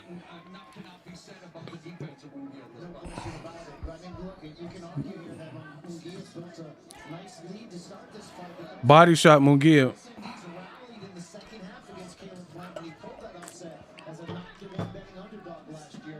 That was a nice body. Rosendez landed a nice body shot. Very nice. Man, they trading. Damn. Body shot by by Mongia. They out here trading, y'all. Oh, good right by Rosendez. Mongia ain't gonna have a long career at all. He fight too aggressive. He not gonna be able to be 48 and fight still. Mongia got to get off the ropes. That's like a bad play. You're not Floyd Mayweather, bro.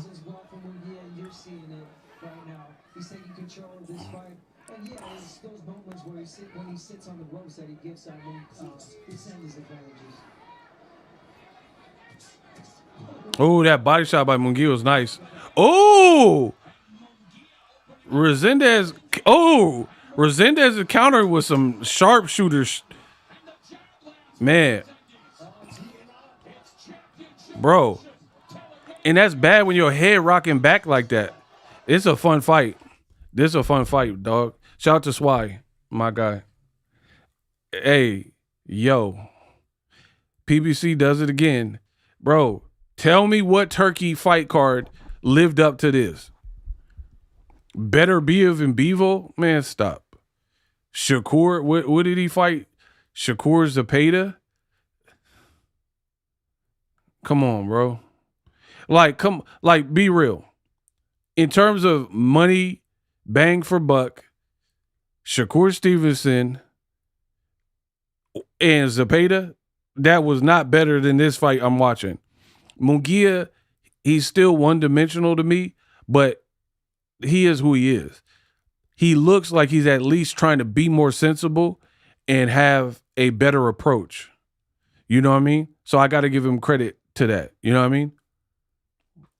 I got to give him credit. He's trying. He's just not, you're not going to be Pernell Whitaker overnight or ever, not the GOAT.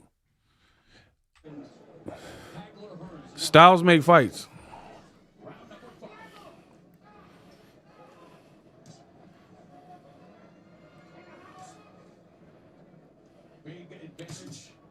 Like Eddie Hearn said, I'm the premier #1 promoter. Eddie Hearn don't have no cards like this, bro. I don't want to see Joshua versus Pringles. Now, Jaron Ennis Zayas, I am looking forward to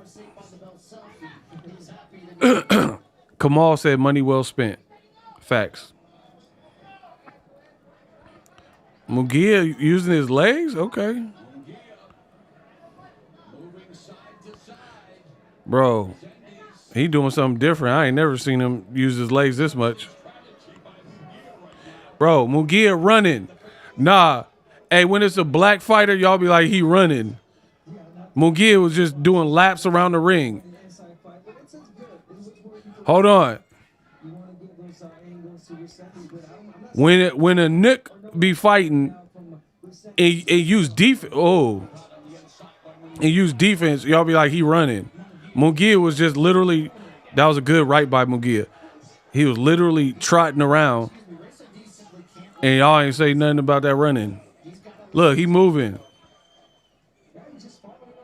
And me, I'm not mad at it. You got to do what you got to do in there. But I'm just bringing out the nice jab, Rosendez. Good jab, Rosendez. And he took a step back. Love it.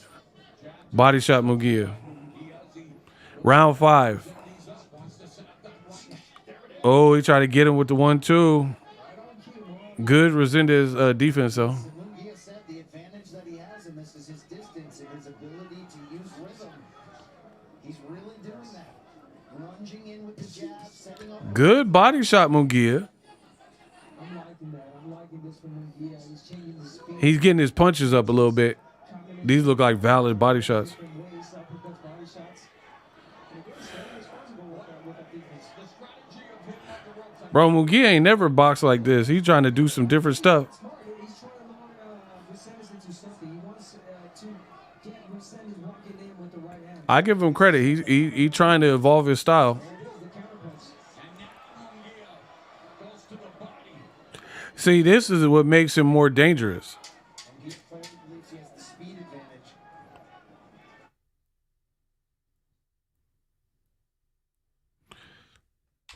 Hey, I ain't gonna front. This is what Wilder should have been doing. This is what Wilder should have been doing. Let me explain. When Wilder got with Malik Scott, I felt like he tried to change his whole style overnight. It's not who you are. Wilder should have did what Munguia is doing. You don't try to change the leopard's spots. You know what I mean? You don't want to like reinvent the whole wheel.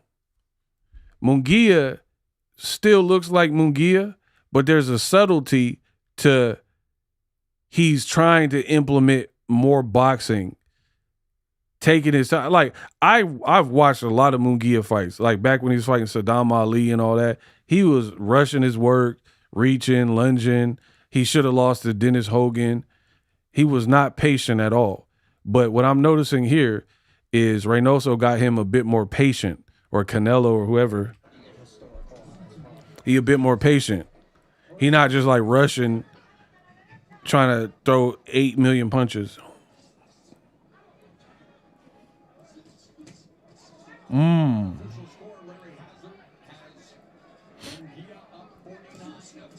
Oh, good body shot, Munguia. He did like a right to the body, a uppy, and then a left to the body. He's not taking unnecessary shots to do that. That's the real key. Look, the skills have been there. The toughness has always been there. But in light of that upset knockout 2 fights ago, we had some questions. Boy, Rosendez got to change the tempo because Munguia looking good in round 4 and 5. Yeah, he definitely is. He need to land something big. I mentioned earlier, you know, you learn Remind you. learn from fights that you lose, and we are seeing that from Mongia. And we're seeing a different Mongia, really responsible with his combination, with his defense. Really poised, relaxed. Even at moments when he's on the ropes. counter left hook there from Mongia. Damn. Zelle unable to put any combinations together, missing more than he's connecting, and Mongia See, Munguia standing his ground when he wants. Oh, nice body shot, Rosendez. Rosendez just got to keep working. Oh, nice uppies by Rosendez. He found a home with that uppie. Oh, Rosendez was like, feeding them uppies. Then he mixed in the hook. Good fight, man. Good fight. Hey, can y'all get the likes up? Get the likes up. Oh. That was a nice... Munguia doing some slick little combos out here. He doing a hook, uppy. Oh. Bro, he did a hook and an uppy. Hey, I ain't gonna front. I ain't never seen Munguia like looking like this. He like doing some different. He getting his baby Canelo on. I ain't gonna front. Nah, I'm not saying he Canelo, but he doing some. Yeah, I ain't never seen him do all this. Look, he hold on, Munguia out here. Hey, he's sitting on the rope. I ain't never seen him look wavy. Like he looking low key wavy. I ain't mad. You supposed to get better at your craft. Hey, no Kizzy, the boy Munguia out here. Y'all seen the Michael movie? He's like, you gotta dance. Just feel it. It's like a school of fish. Bro, Mongia got the school of fish from the Michael movie. Just feel it. You gotta feel it. He floating with it a little bit. We ain't never seen Mongia float with it like that. Y'all tripping out here. Hey, get my likes up.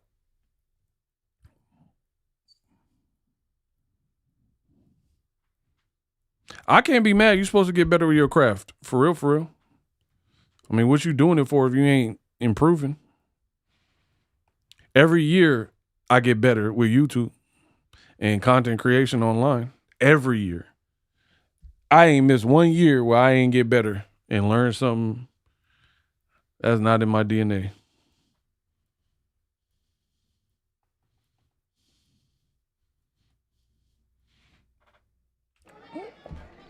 Round 7. Second thought, we'll just continue doing our commentaries. Mongia and Rosendez in the center of the ring now. The jab from Mongia. Looking to load up with that right hand.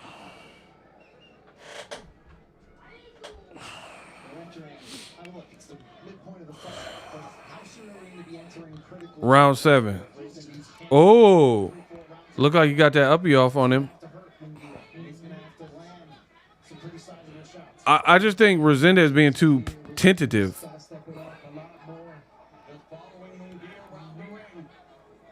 Like, you need to try to get off first.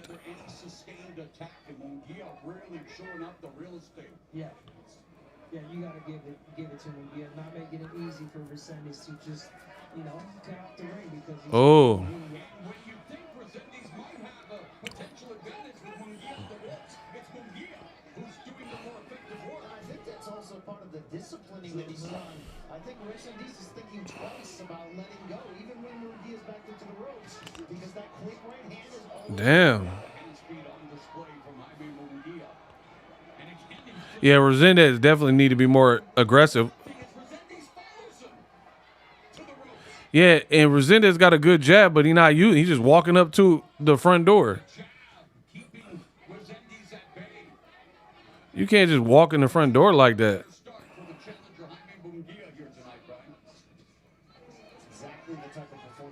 I don't know if he's frustrated, experience. I don't know what it is. Mongia moving pretty nice for him, for his standards.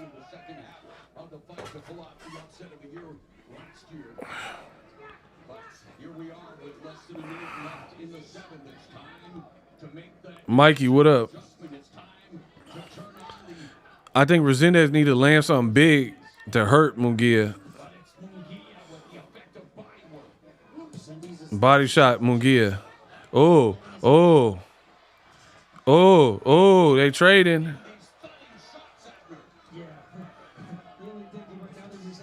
Body shot. Rosendez is sneaky though, because he's slipping in some very nice counters, but Mongia is busier.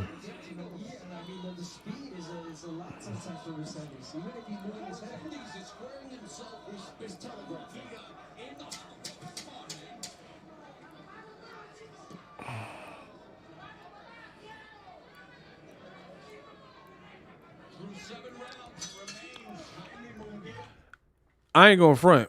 If Mongia wins this and keeps looking like he's been looking, Edgar Berlanga can't beat him. Which is weird. Boxing is so weird, bro. Because back in the day, I might have favored Berlanga. I might have. Because I thought Mongia left a lot more to be desired. But judging off recent performances, if Mongia don't get caught or lose this fight and he keeps it up looking like this, I would actually favor him to beat Berlanga, because I feel like Berlanga's regressed. This version of Mongia looked like he's not overall changing his style, but he's like improving upon what was already there. Good fight.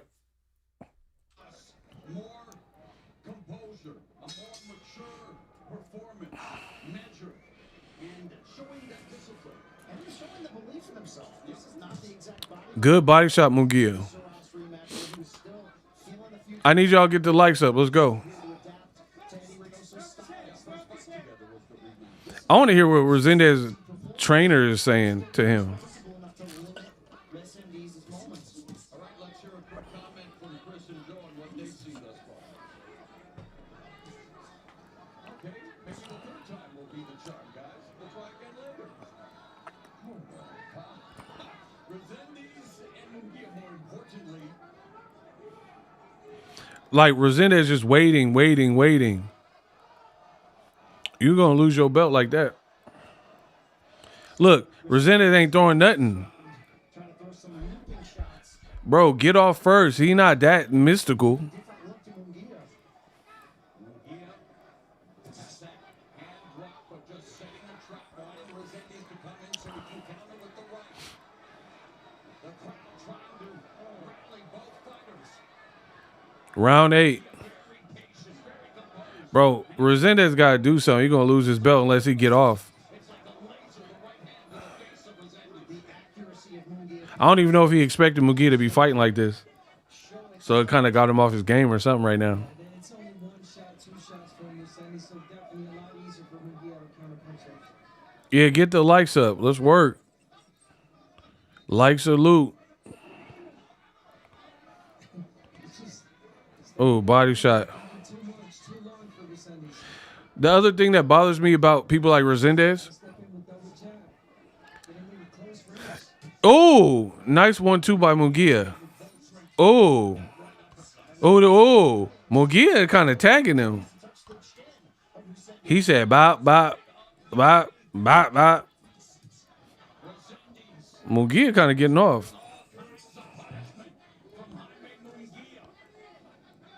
Rosendez' maiden voyage of 168 pounds. Mongia out here adapting is crazy. He is, though. Back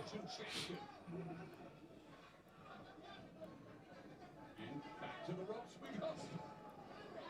Double right by Rosendez, having a little success here. That he has to make.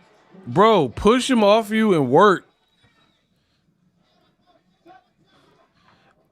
Rosendez is bothering me now. Because he got tools to at least make this better in his favor. You keep waiting. Oh, nice 2-piece by Mongia. I don't know.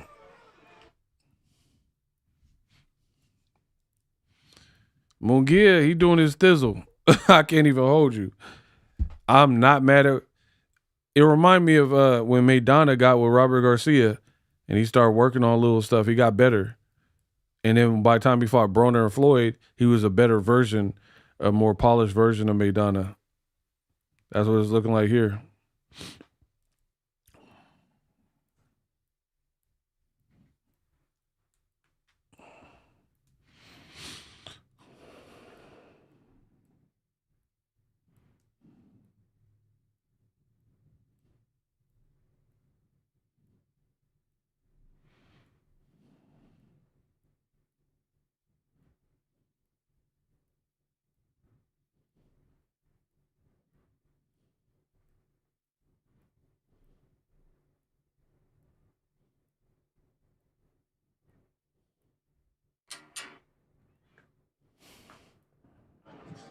Rosendez a little more aggressive to start.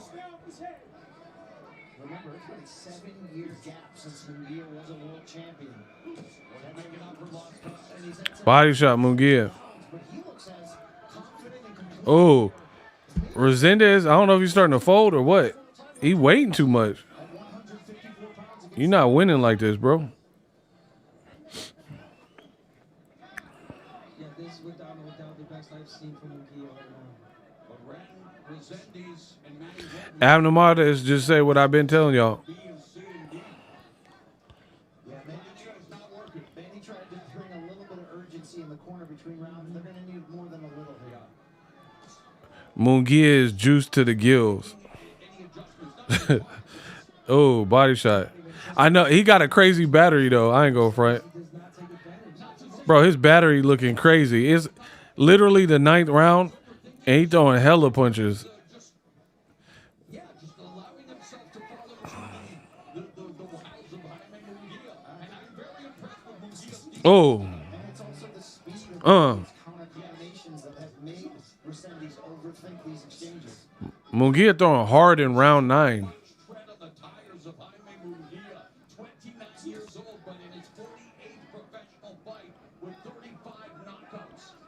He's been there, done that, and looking tonight 1 minute 15. once again. And so far, the game plan has worked very well. It turns out you can teach. I don't call him an old dog. He's 29 years old, but all you can teach him is that. Yeah, you can teach Bro, Mungia not getting tired though. him of a second chapter in the career of Mongia. He not getting tired. It's round 9. Oh, he caught him with like 4 or 5 punches. Mungia catching him. Down twice in his career. 45 left in the night. Hey, PBC outdid they outdid themselves. This card is fire. Mungia had his head like wow. Referee saying, okay, enough of that, guys. RB Doc, anytime you don't mention the referee's name means he's done a great job. Yeah, I've got one of the best in the game. Bro, how's this man not tired though? He throwing like 100 punches around as a 168 pounder. Becoming the champion again.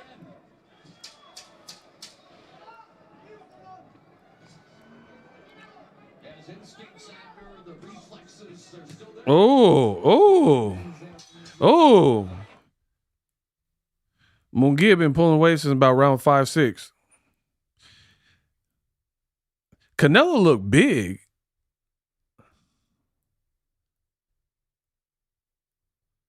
Canelo look kind of big. Hey, these boxers be faking their weight. Canelo look huge. Bro, his neck look huge. Hold on. Why Canelo look so big right now? He want to fight Crawford at 190 in a rematch.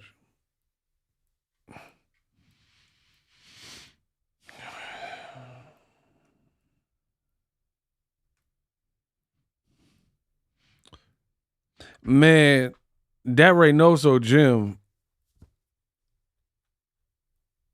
That Reynoso, I'm just going to say that. I'm just going to keep saying that Reynoso gym. That Reynoso gym. Crazy. Bro, it's round 10. He throwing mega punches. Combo breaker. Bro, he ain't slowed down at all. To this point, and I wonder if Mongia sits down in some of these combinations, if he can get a knockout, if he can get Rosendez out of here and make an even larger statement to what he's already done. It's weird because he popped dirty for the testosterone, and then they let him fight it after that for whatever reason. And he looked more energetic than the testosterone fights. Hell nah. Hey, boxing is wild, bro. It's round 10. He throwing smoke. Fresh off the testosterone pop. He throwing harder, faster in round 10. He didn't even look like this with the test. Oh, he got caught. Oh, he said, fun fight.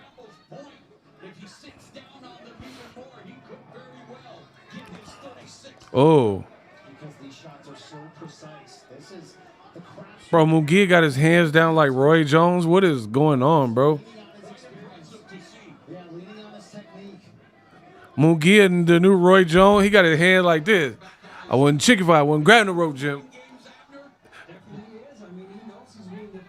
Bro, Mungia just on. He just doing some different stuff.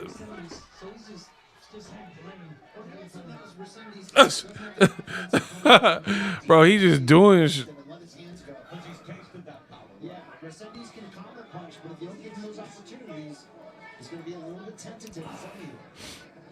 And again, always easier to say, what does Rosendez need to Oh. Double jab, triple jab, get in the inside. Bro, he need a knockout or several knockdowns. There it is. Even if you miss, you keep trying.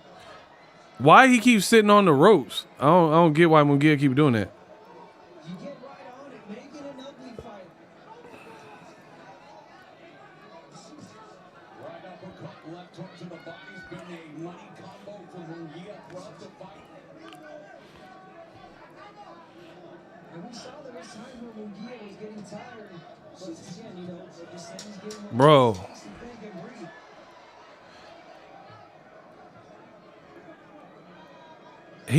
He using his leg. How he got this much energy, bro?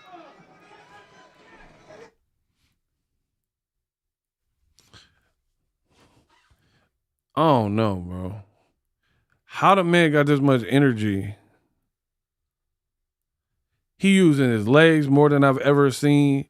He doing more punches than I've ever seen. He doing it with speed. He doing everything hard. How he got this much energy, bro? In round 10 and 11. I don't know, bro. I don't know. I'm just going to keep saying I don't know. I don't know what I'm even looking at, bro.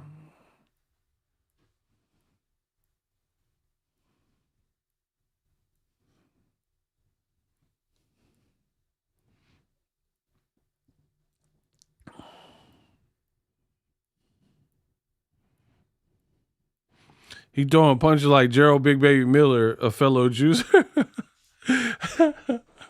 Come on, funny. Bro, he came out throwing mad punches in round 11. He ate the meat.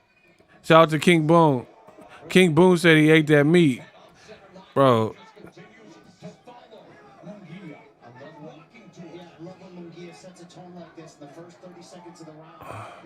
He off the Popeye spinach, y'all said? He ate Canelo's tacos is crazy. Bro, that ain't no so, Jim. That ain't no so, Jim. I'm going to keep just saying that. That ain't no so, Jim.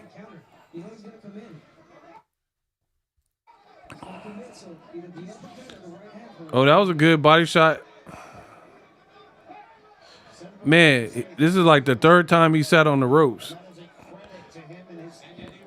He on the Conor Ben diet. He ate them eggs, that huevos.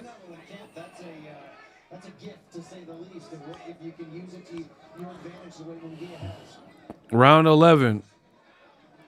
And for it to happen in a relatively short period of time. Sure. Going from opponent to teammate. Nice little 1-2 by Mongia. Body shot, Mongia. With the left hand. Rosendez unable to even attempt to solve the puzzle. Body shot, Mongia. And his offense has been a little bit too plotting and predictable. Yes, plotting is the operative word. And if you allow Mongia to fight at range like this, Are you boys? is he dangerous? Are we going to see Mongia trying to close the show? He said he on the 80s Coca-Cola when they had Coke in it. I hope we do. Like Brian mentioned, once he goes and lets his punches go, you got to give it a second, third try for Mongia, and he perhaps can knock out Rosendez. 50 seconds left of the 11th round. There it is. You got to follow it up. Jaime ain't never looked like this. I agree with that. Thinking about his chin at all. Like, he is showing bravado. He ain't never like Like every positive action. put all this together.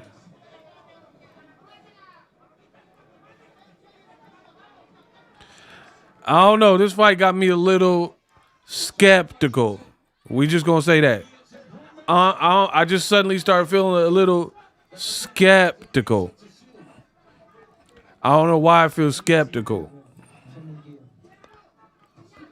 Must be in the air.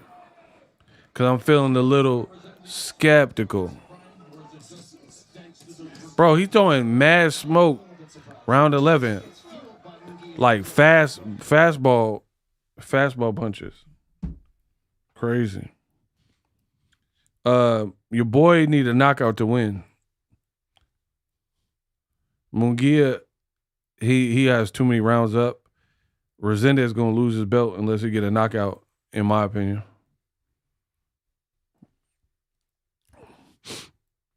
I'm feeling a little skeptical.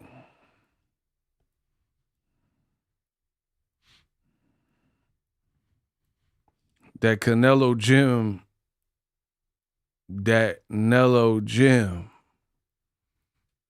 Eddie Cartel Reynoso. I'm done, bro. That man said Eddie Cartel.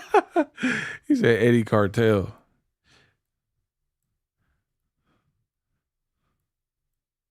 Well, my thing is this. When he was at 54, he didn't have this much energy and he was younger and at a lighter weight.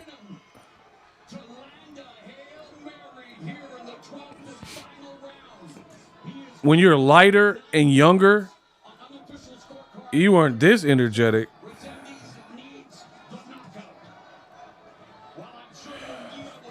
Oh. To solidify this tremendous performance. No question about it. Mongia definitely needs to be smart here, but use the aggression of Rosendez against him. And maybe there's a big moment. Good body shot by Rosendez. It's just, you can't compete with the volume. Mongia's volume is just crazy.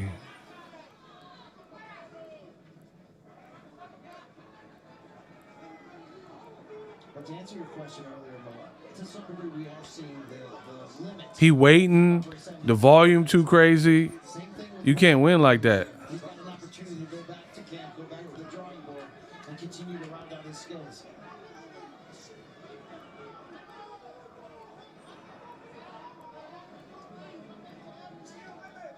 Hey, get the likes up.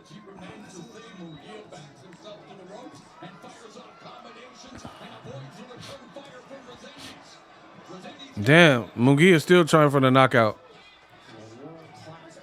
Oh, oh. Just 29 years of age, and yet, in his 1 minute 30, final round. Then the main event. from becoming a two-division champion 7 years after winning his first title.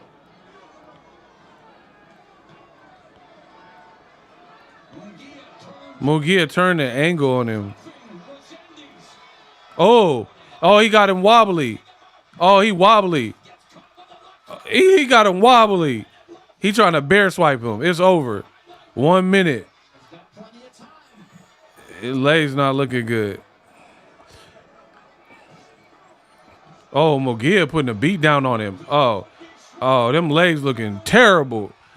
He said, come on. He said, come on. Bro.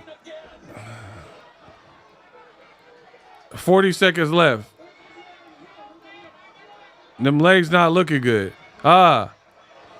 Oh. Oh. Mongia throwing, bro. He doing it for Cinco de Mayo, La Raza, blood in, blood out. Oh, they throwing. Bro, PBC is killing the competition. Killing the competition. Did Rosendez hurt him? Or he's tired? Bro, PBC killing the competition. Ain't no other promoter got no card like this. Listen, I don't give a what none of y'all talking about. Anoint me your king and kiss the ring. Everything that I said has been true. I told you this was a banger of a card, and every fight has done what it was supposed to do.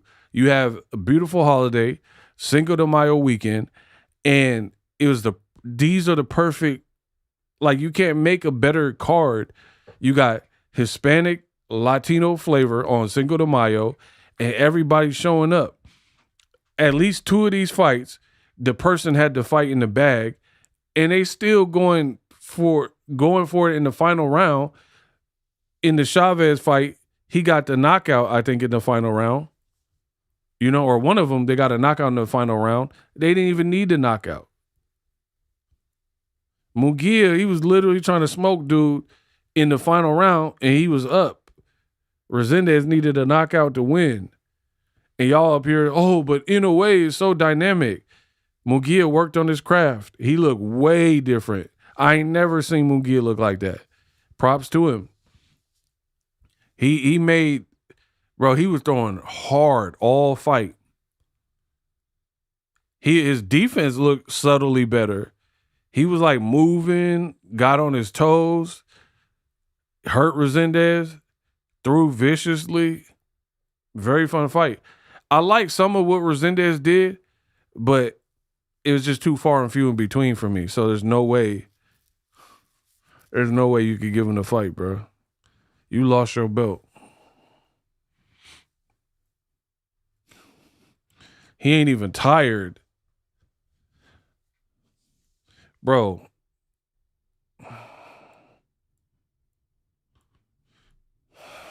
Bro, he was doing it for blood in and blood out or something. I don't know what that was. Remember Popeye? He was like, come here, you white.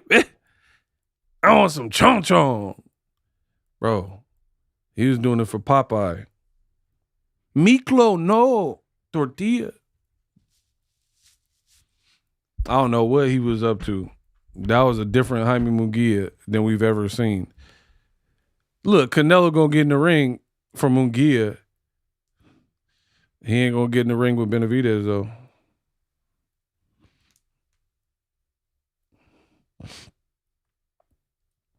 Crazy fight, man.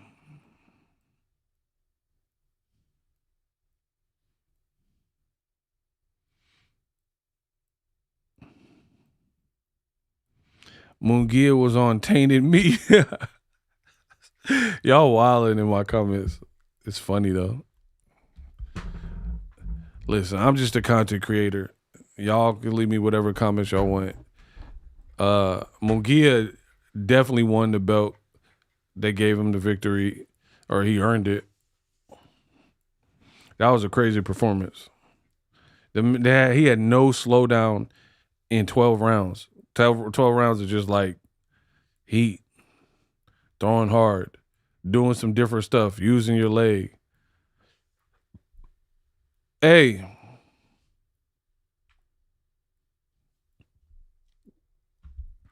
We have to get the likes up. I don't know what's good, but get the likes up for the main event. Come on.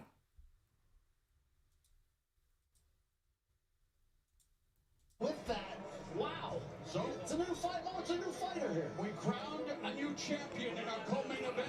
Coming up in the main event, David Benavidez will look to become a 3-division champion, warming up with his Now it's all on Benavidez. That version of Munguia definitely dangerous. Benavidez chasing history. Champion at 168, still a champion at 175. Looking to become a champion at 200 pounds, but he's going to have to defeat that man, Gilberto Ramirez. Man, Ramirez looked huge. 5-0 at 200 pounds, coming off a win over former champion Uniel Dwerte. He's 40. That boy Ramirez looked huge. Hey, before the main event, I got to use the restroom. Hey, hold it down in the comment section. Hold it down in the comment section. I got to use the restroom. This card, it got me. I got to take a leak. I'll be right back. Keep the likes going. Keep the conversation going. Shooters, hold it down.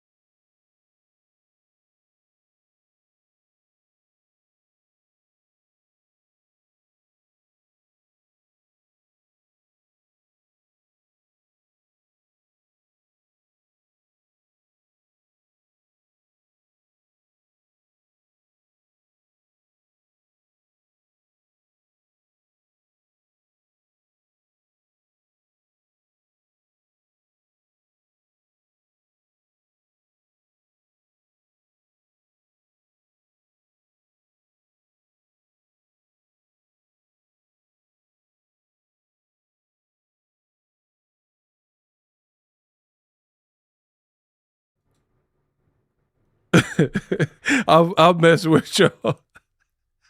I was just seeing if y'all would say anything. I was just making. I wasn't even saying words, bro. That was good. I just wanted to see who would say something. I was like, that's why I was doing rock, paper, scissors. Why would I be doing Rochambeau? Like, come on, people. Y'all feel, bro? I was doing. That's why I was like bloopity bloop bloop bloop. Y'all was like, oh, the audio is something seems to be wrong. You're muted. Wake up, people. That was funny. Y'all really fell for it. See, you could do anything on the internet.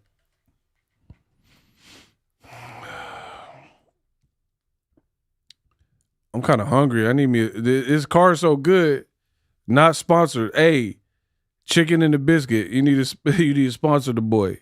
These is fire. Shout out to Nabisco.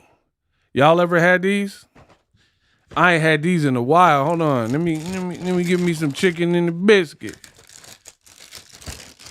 Hold on.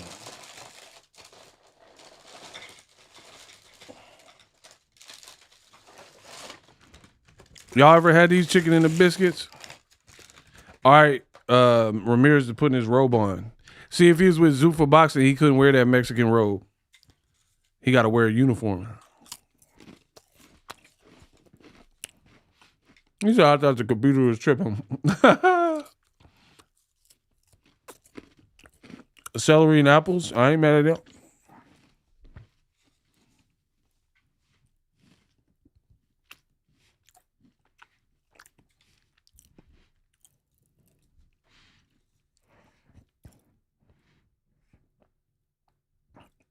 Bro, look at my camera quality.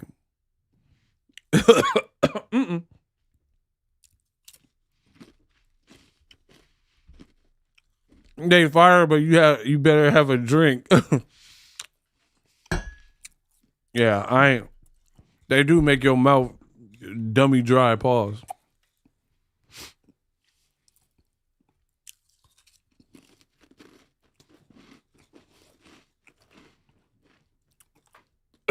Who's this dude hating? Fiero. I know you ain't talking, bro. Looking like that.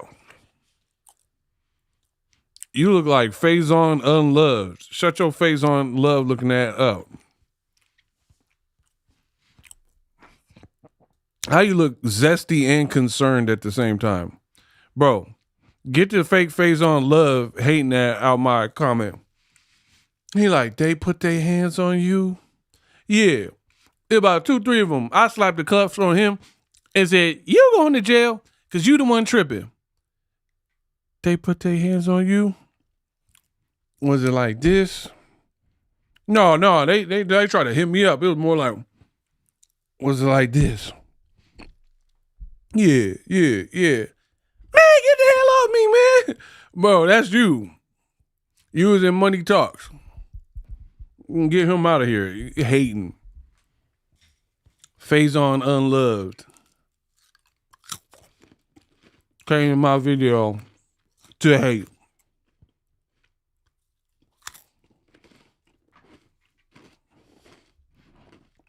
With that big bowling ball head. Man, get him out of here.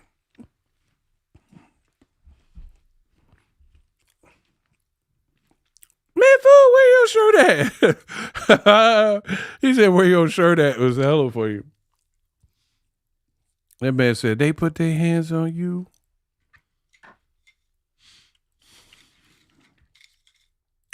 Bro, I done got it my whole life. Men be hating. Y'all act like broads. Hating. Because I'm a Don. Because I'm a made man. And so I'm about it. I don't know if it's the beard, the energy, the name. I don't know what it is. But some of y'all be acting like beezies. Like you seek me out just to hate.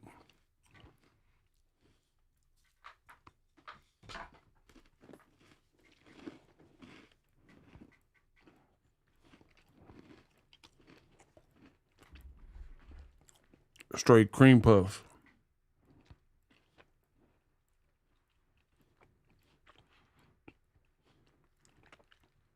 You know what else is crazy? All the fights I went to, popping out, ain't no one ever said the stuff y'all be saying online to me. That's a fact. And I ain't trying to be no tough guy. I'm just telling you what it is. There's not been one person that put all this extra that y'all be talking online to me. Hey, I don't know who put the comment that chicken and biscuit you need a drink. You ain't never lying. It's like a Popeye's biscuit in a cracker form. Hold on. Benavidez about to walk out.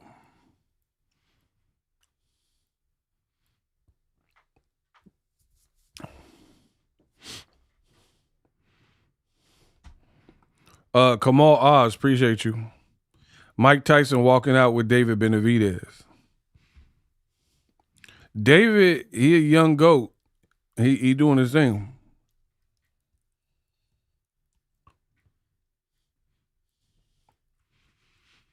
And Shakur had the nerve when Benavidez made a comment, if you think you're the best, a couple of pounds shouldn't bother you.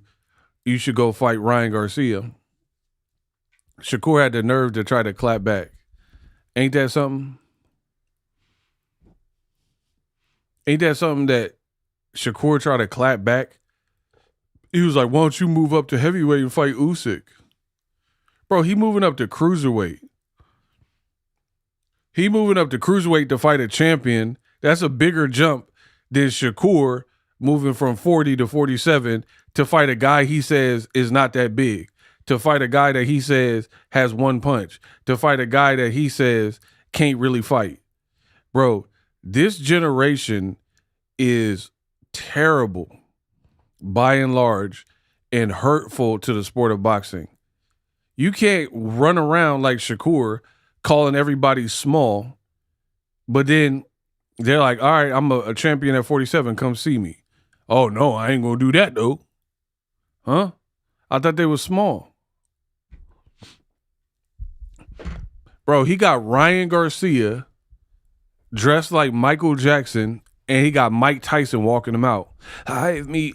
I'm walking out with David Benavidez because he's a Mexican monster. I got to come out to the fight in Vegas. I did a couple of shrooms. And then I got to walk him out. But I'm high right now, so I told him I would do it because he's a Mexican monster. It's like Customato told me. If you want to be immortalized in this sport, you gotta do the training. Even when do what you hate to do, but you gotta do it like you love it. Bro, my Mike Tyson impression is goated. I'm really him. This is why these dudes be on my bro, I'm talented. I came in the game, made it look pretty. Bro, I just went from ego to Tyson to ego Tyson, back to ego. They can't do this. I'm the prodigal son. It's like the Mexican monster. That's why I studied them all. I studied Attila the Great, Alexander the Conqueror. Lennox, he's not a conqueror. I am. That's why I was so feared when I got the ring. That's why they all feared me. Because I was a savage. I was born for this. Skullduggery. I was born to eliminate and annihilate and devastate and concentrate. Bro, what if Mike was a battle rapper? I was born to annihilate and demonstrate and segregate. Bro, what if Mike was a battle rapper?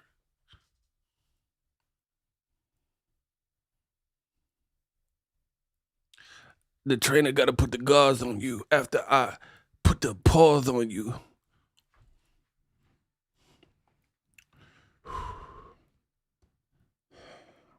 They can't do what I do. I am not just a regular content creator. I'm something different. I'm special. I studied them all. David Benavidez, Pops, Jose. I've been around them all. And that's why. We missed the days of Mike Tyson. That man was loony. He would say whatever, bro. That man told a female reporter, normally I don't do interviews with the women unless they trying to fornicate. You trying to fornicate. Bro, Mike would be canceled so fast if he came up in this weak-ass society right now. Bro, the man told a female reporter, I don't answer questions from females unless they trying to give up the buns. Like, what? What? Oh, that Triple G? Hell no, guys, it's a back with the back, it's zigzags, and this back is sweet.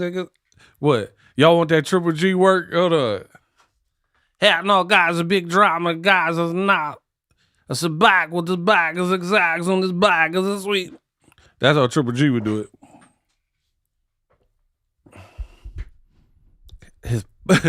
That boy Triple G said his punches were like tick, tick, tick. Nah. Bro, that man said, did you feel his power? His punch is not tick, tick, tick, nah. Bro, that was probably one of the most disrespectful lines I ever heard from a boxer. He said his power felt like tick, tick, tick. Like, was it a time bomb, motherfucker? All right, Benavidez in the ring. And I'm picking Benavidez to win. I'll hit that Pacquiao. I believe David, he is going to fight like my fight with Cotto or Ricky Hatton. Do, do, do, do.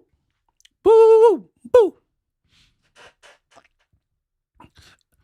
I knew I loved you before I met you. Let Pacquiao get on that karaoke.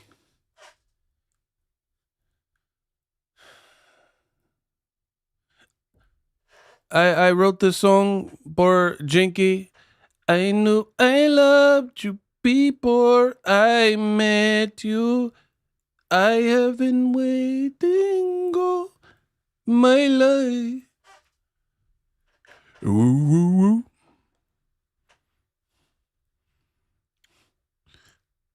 I was about to say, why is Zurdo walking out second, but I forgot he the champ.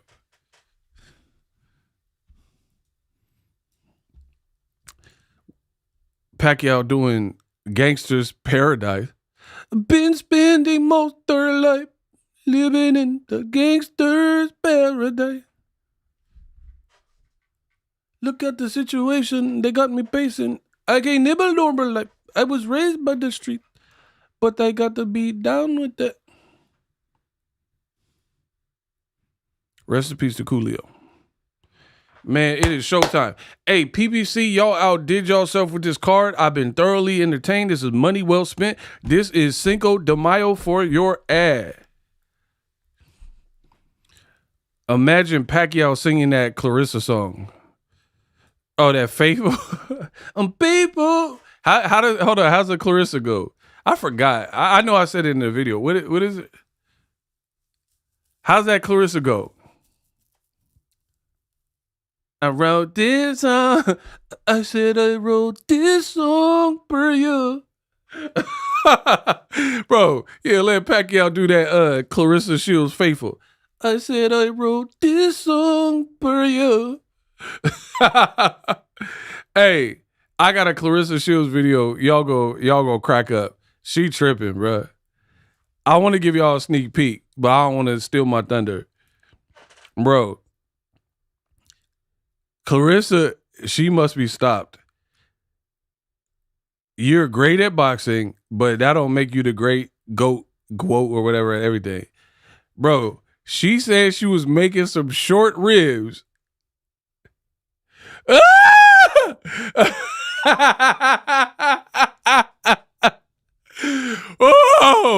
Oh my God, bro. What the is this? I am going to bake Clarissa Shields. Somebody got to do it, bro. What the how is that short ribs, bro? You didn't put some short ribs in Flint water. Ain't no way, bro.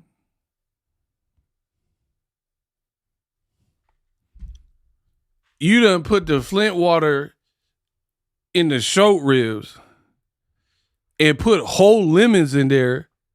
Hey, yo. And then you called it, oh, Pap upstairs. Pap love my cooking. Bro, what?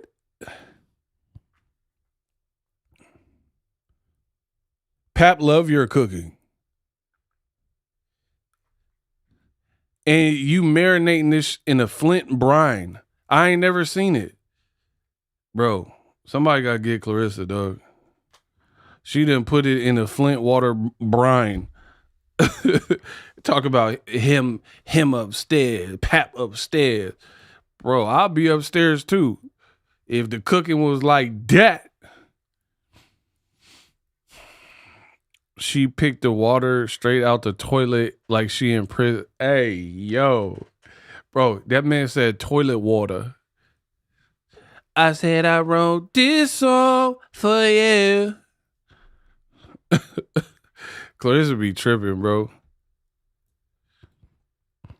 She made him a pot of poison. Video coming soon. Subscribe. I gotta record it, but I gotta go in. I got this. Is why y'all gotta all support the movement. I know for a fact I'm not out here shilling. I'm out here chilling. I'm keeping it real, letting y'all know what's going on in the building. The ring is small. It do look kind of tiny.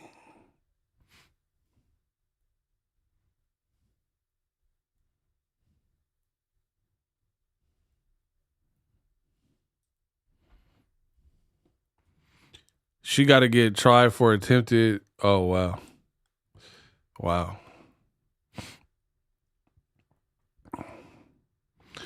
I mean, it said a pot of raccoon. She eating raccoon meat? Come on, bro. I said I wrote this song for you. The line with Pacheco. What up? Get ready for the show. Who are y'all picking? David, the Mexican monster Benavidez, or Gilberto ZURDO Ramirez? Let me know before this fight starts. Go. I want to know who y'all picking for this fight. I told y'all who I'm picking.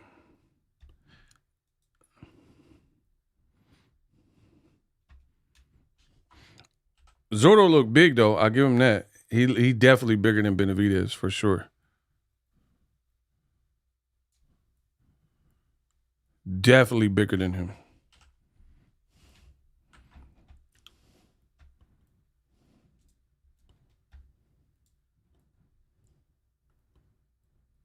Y'all got to come in and smash the like button. We about to get busy. Looking to become the, first three-division champion, 168, 175, 200. History hangs in the balance. This is the first championship clash between fighters of Mexican descent above 168 pounds. Round number one. Round one. This is the second southpaw that Benavidez is facing in his The Mexican monster about to cook ZURDO. He's third in his last five. He beat Demetrius Andrade, and those guys were smaller than Ramirez. And when Ramirez has the height of the reach advantage, he can exploit it to the full. Ooh, Benavidez threw a big right off rip. The power in his first fight at cruiserweight. We need to find out early. Is Army's chin and power cruiserweight worthy against such a durable opponent? But I like Benavidez going to the body. Benavidez versus Ramirez joins the likes of Evander Holyfield. ZURDO just looked big, bro. His back look. Man, I got a gat like that long to your back, dog, to your back gone. Like Cassidy said. Has all the hallmarks of another. And by the way, of all the 175-pound champions to win a cruiserweight title, ZURDO is the only one to win it. All right, Hulk is picking ZURDO. And he weighed only We gonna find out. 103 pounds when he beat Jacobe Fragomeni. I like the little upper body movement by Benavidez. This is the Oh, nice right by Benavidez. A single. Little 1-2 by Zurdo. Follow up. Well under 200 pounds, but He is retaining that quickness. See if he can exploit that in this matchup. You mentioned Oh, good jab, Benavidez. Oh, nice right by Benavidez. against Bro, this ain't much of a filler round. He comfortable. He blinding jab. Ramirez, very good at turning opponents, very good at I like the little bending of the waist. establishing the jab, unable to do Benavidez got a nice jab, crispy. In the center of the ring, Ramirez, bigger guy, yes. Oh, Benavidez said, ha, yeah. That right was nasty. Little follow up body shot by Zurdo. Oh, double hook, Benavidez right. And so far, every place that Benavidez has thrown, he has landed. Ramirez has been down once in his career against Ramirez only been down one time in his career. Ramirez rallied to stop in round 4. He has not been knocked down in nearly 15 years. 2011. Damn, Ramirez ain't been knocked down in 15 years. Ramirez. He's been down twice in his career, undefeated. I didn't know it's been 15 years since he got knocked down before. That's kind of crazy. The fast forward button was stuck. I gave round 1 to Bena. Better shots, very good straight shots. He won it. Period.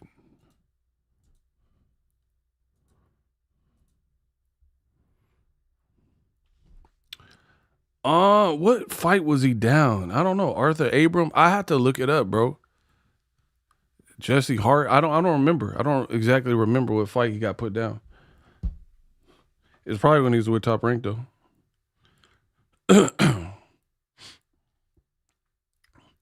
Hey, y'all got to get the likes up. Let's work. I'm trying to work.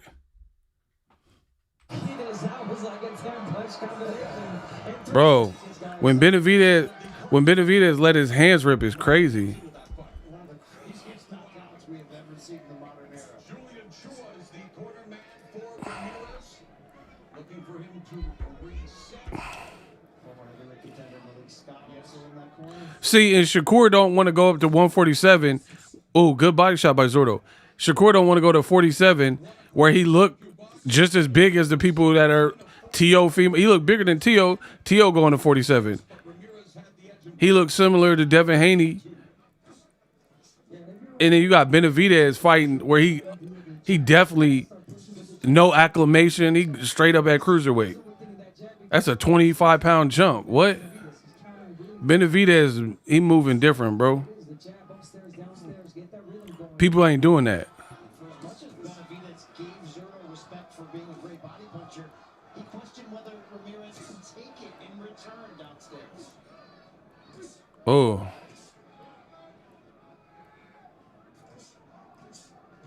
mean, nobody likes a body punch. Let's be honest. Nobody does, but The other thing too with a fight, oh, good body shot by Bena. The other dangerous thing is when you move up in all this weight, hitting a bigger frame, bigger body, bigger skull guy. If you have any hand injuries, you become a sitting duck because you're already good body shot by Benavidez.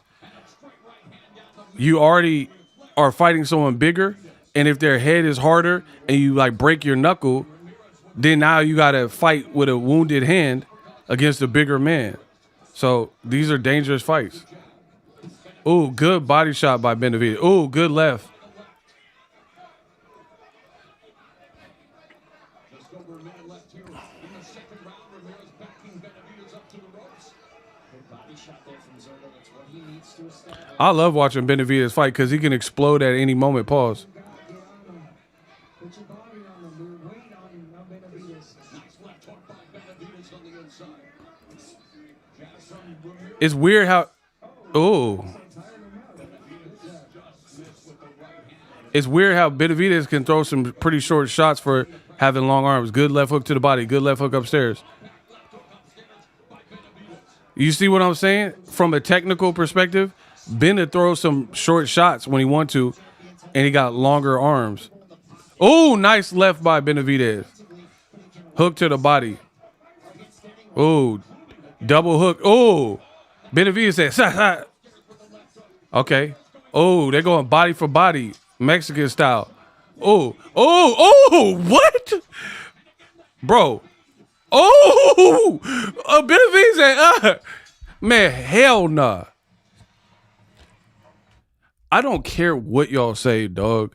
Bennett is fun to watch. When he get in that, like, Last Dragon mode, he starts saucing them. I'm swagging on you. Bro, he said, us. Bro, he started delivering. Hold on. Ego on point, you come with it. Boxing content creators need to step their game up. I try to tell you, it's a lot of low-quality content. How I come in the game so many years ago, and there's nobody better, bro. I'm talking about they done did what I did, covered more fights, made more money, got better quality, got better audio. Come on, bro.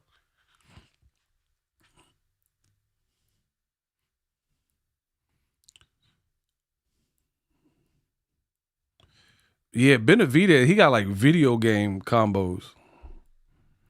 Look, my man, right as I said it, Niter said the same thing. And it's out of nowhere. He's been throwing singles all night. Just like he just start getting his martial art on. Oh.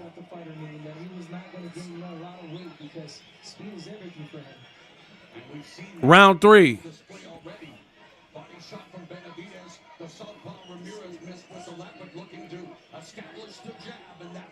Round 3.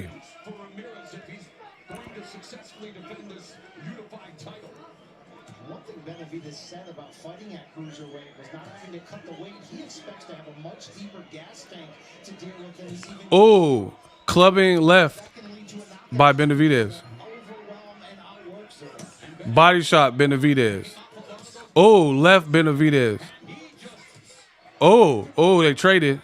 Oh, they trading. Zordo's, he's standing his ground a bit. Benavidez, I like the little bounce. Reset. Get your bounce on.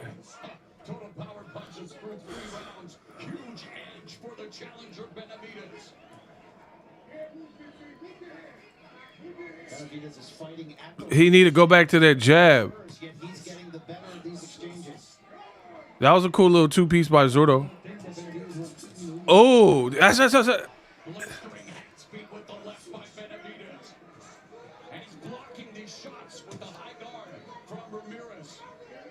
And Benavidez could catch and shoot like there, but he got caught with one. Oh,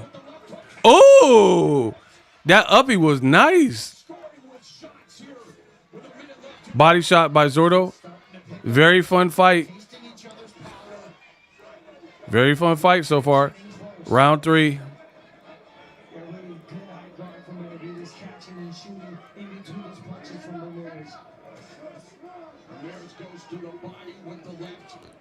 And Benavidez stepping with him. Ooh, nice uppy.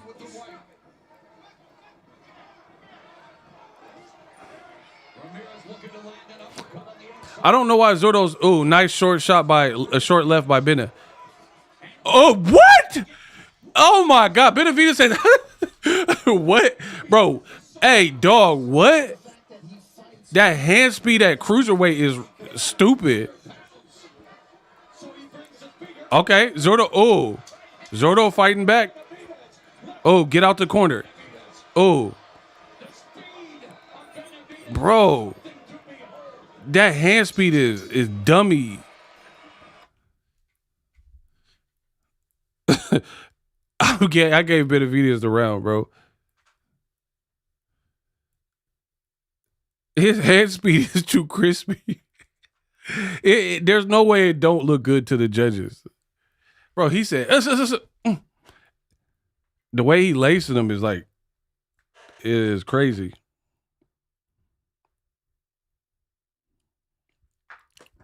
And the funny thing is, I can tell you I'm a fan of a fighter, but I'm not gonna lie for the fighter. I told you I'm a fan of Benavidez, but I'm not gonna lie. If he getting cooked, he was getting cooked. I would say that. Some people lie. Bro, he got his head tweaking when he lets his hands go. Zurdo ain't found no defense for that.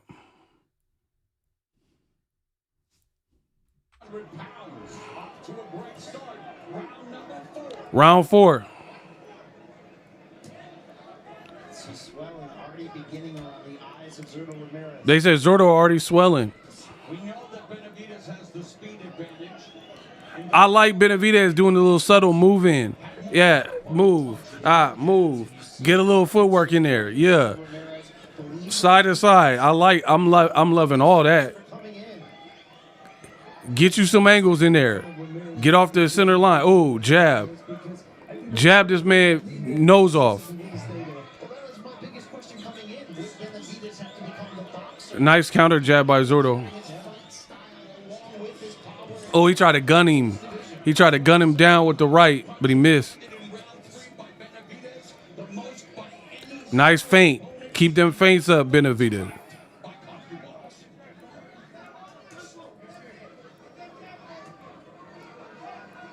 Bro, if you think about it, this is like Roy Jones Jr. level chances that he's taking. Doing all these crazy weight jumps.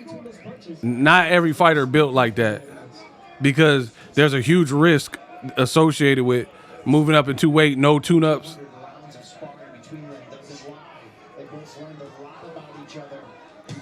Clubbing right, Bena. Body shot, Bena. Zurdo had a partial uppie. Left hand by Benavidez was good. Oh, that right. He came with off a break. He came off with a big right. Now you're on the ropes. Body shot, Bena.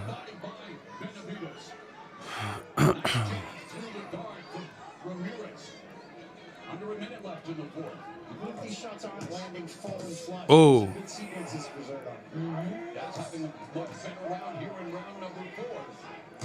Oh, nice left. Nice left by Benavidez. Nice. Oh, get off me. Bro, get off me. Body shot. Get off me. Bro, Ramirez was doing good too. Oh, get off me. That right got him. Get off me. Bro, Benavidez said, get off me. Oh, that short right. Oh, he hurt. He hurt. Oh, my God, dog. Bro, he hurt. He said, oh, my God. Bro, Zurdo is hurt. Oh, my God. Oh, my God. Bro, he dropped him. He dropped him. His face is beat the up. He dropped him. I told you. Bro, he overwhelmed him. I told you I'm the GOAT. I know boxing. Bet on Benavidez. Bro, bro, I try to tell you. He started chopping the man up. His face is splattered already. Business brain tried to tell you. Ego tried to tell you. He succumbed to the pressure. And the cold part about it, this is his weight class. They talking about forget the crowd. He ain't worried about the crowd. He worried about survival. Let me calm down. The other issue is this. The real bad part. Oh my gosh, David. Bro, he was letting it. Bro, he folded the man and jumped up. Bro, he overwhelmed him crazy. Split his whole face up. And now he looking tired and withered. And now you got this Mexican monster staring you down. But here's the problem. Zurdo was doing good in that round prior to that. And then David out of nowhere exploded. All the doctors on him. Hey, come on, let him fight. Don't give him time to recover. Nah. Nah, bro. Get Benavidez, get on him. You can finish this right here.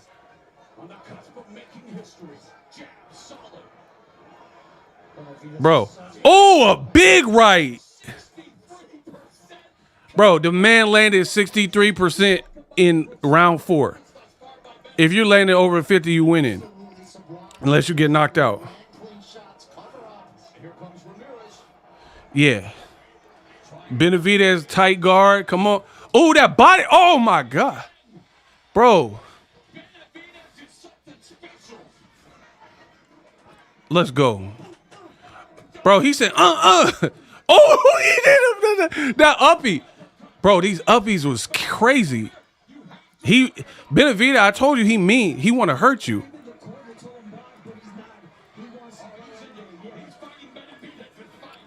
Yeah, but you don't want to go blow for blow. The guy's faster than you. And you don't want to get tired either. If Zurdo get tired, he cooked.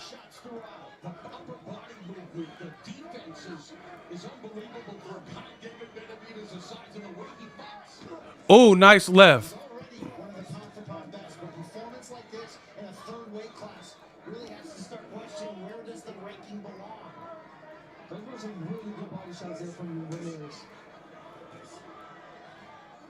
Oh, take your time. Take your time, David. Oh, nice right by David.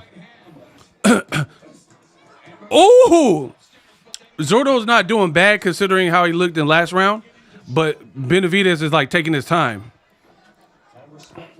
He's taking his time with it.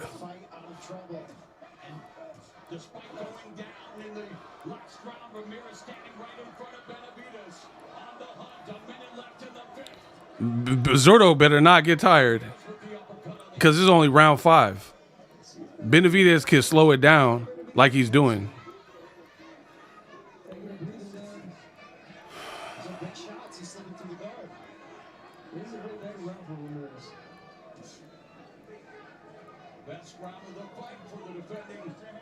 Oh, nice. Yeah, just pot shot him until you get your breath and all that.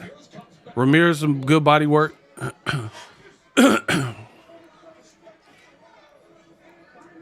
Oh, sweeping right. Right again, Benavidez. Right again, Benavidez.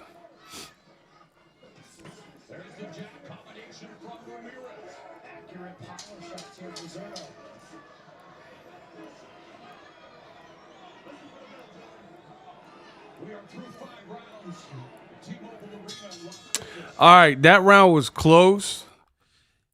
I might give it to Zurdo, but I don't know if it's a mercy round because he was getting cooked the round before and he did significantly better because Benavidez wasn't doing bad at all. So I don't know that he really won it. It was pretty even, but that was probably his best round. And it happens. Benavidez realized he probably got, hyphy. You think you're gonna stop a guy, and you adrenaline dump on him, and then he's still durable. So you have to regain your composure. Hold on, they showing replays. I don't even know if I could give him that round, bro. Get the likes up. Bro, they hating. Likes or loot. Round 6. Oh, nice right by Bena. Good jab by David.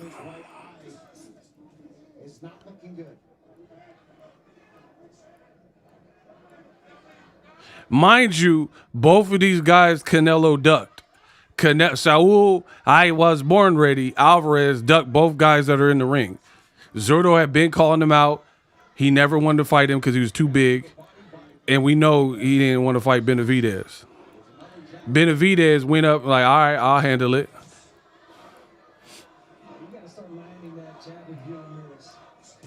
Oh, I love the right hand by Benavidez this fight.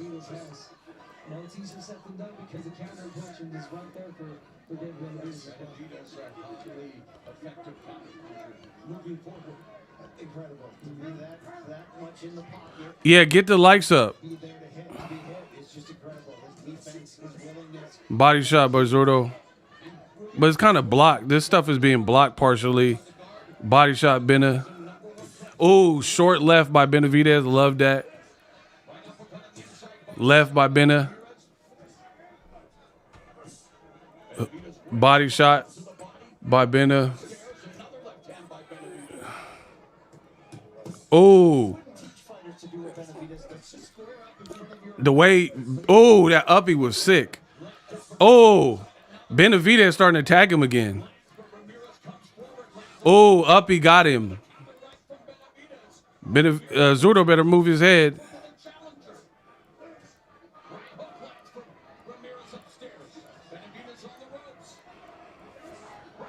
Good defense by Benavidez on the ropes.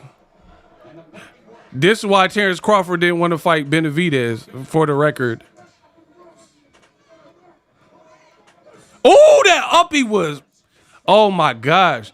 Bro, Benavidez uppercut was crazy. Crazy.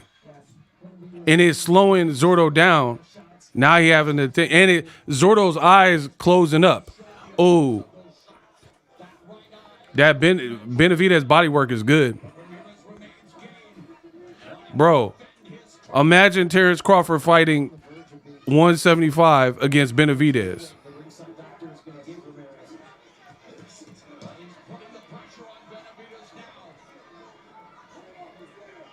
Oh, good body shot. Oh. Oh. Oh, oh my God. He hurt him again. Take that knee. Bow. Bro, that eye is cooked. Bro. He stopped him. Shout out to my nigga, David Benavidez, bro. Stop the man. The man quit. Benavidez is that boy, bro. Him and Gervonta Davis face of boxing. It's over. He went up to cruiserweight and broke a man's orbital and made him take 2 knees. I've watched Zurdo for years, and nobody did that to him. Remember at the beginning of this, before the outcome, I said what he's doing is kind of Roy Jones Jr. Bro, he's still holding his eye. The man broke his eye out. Bro, he's still holding his eye like, ay, ay, ay, ay. Ay, ay, ay, ay. Bro, well, get my likes up. The man stopped him inside of the distance. Cooked. Benavidez. Now y'all can get off my... Bro, get off my... I've been telling y'all about Benavidez. Get off my... And now he's checking on the opponent, unlike Clarissa Shields, who was hating on Shadesha Green when someone else beat her. Great sportsmanship. I love David Benavidez, what he's been doing. And Zurdo looked big as...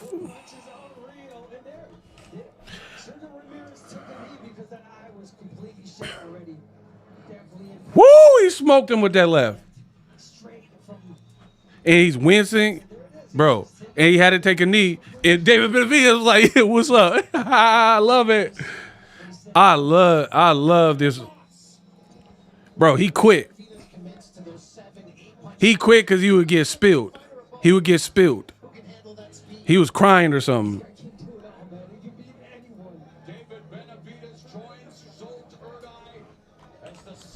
That man went up to cruiserweight, and then Shakur Stevenson had the nerve to talk crazy to Benavidez. Man, you should fight Usyk. Bro, this was the best. Hey, get Canelo out of here, dog. I'm so serious. I'm about to go off. Get Canelo out the sport, bro. David Benavidez was right. Who cares about this Billy fight? David Benavidez even told Turkey to his face, hey, I wanted Canelo. I thought you were going to give me Canelo. Bro, the man's still sitting down.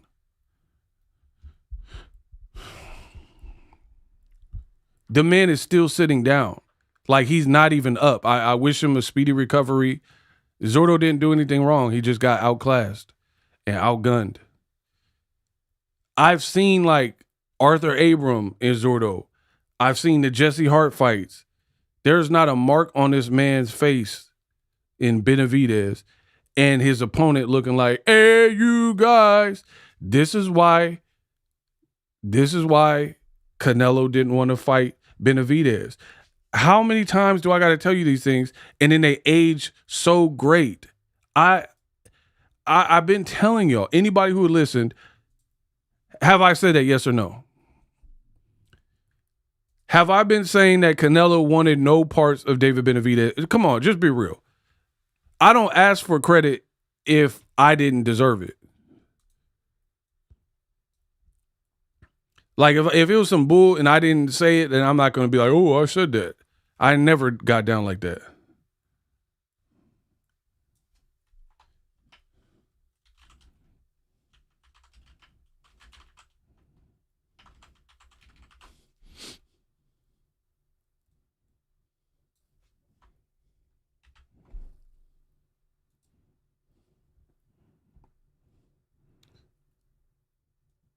And all you silly Canelo fans for years were like, oh, Canelo will get to your boy.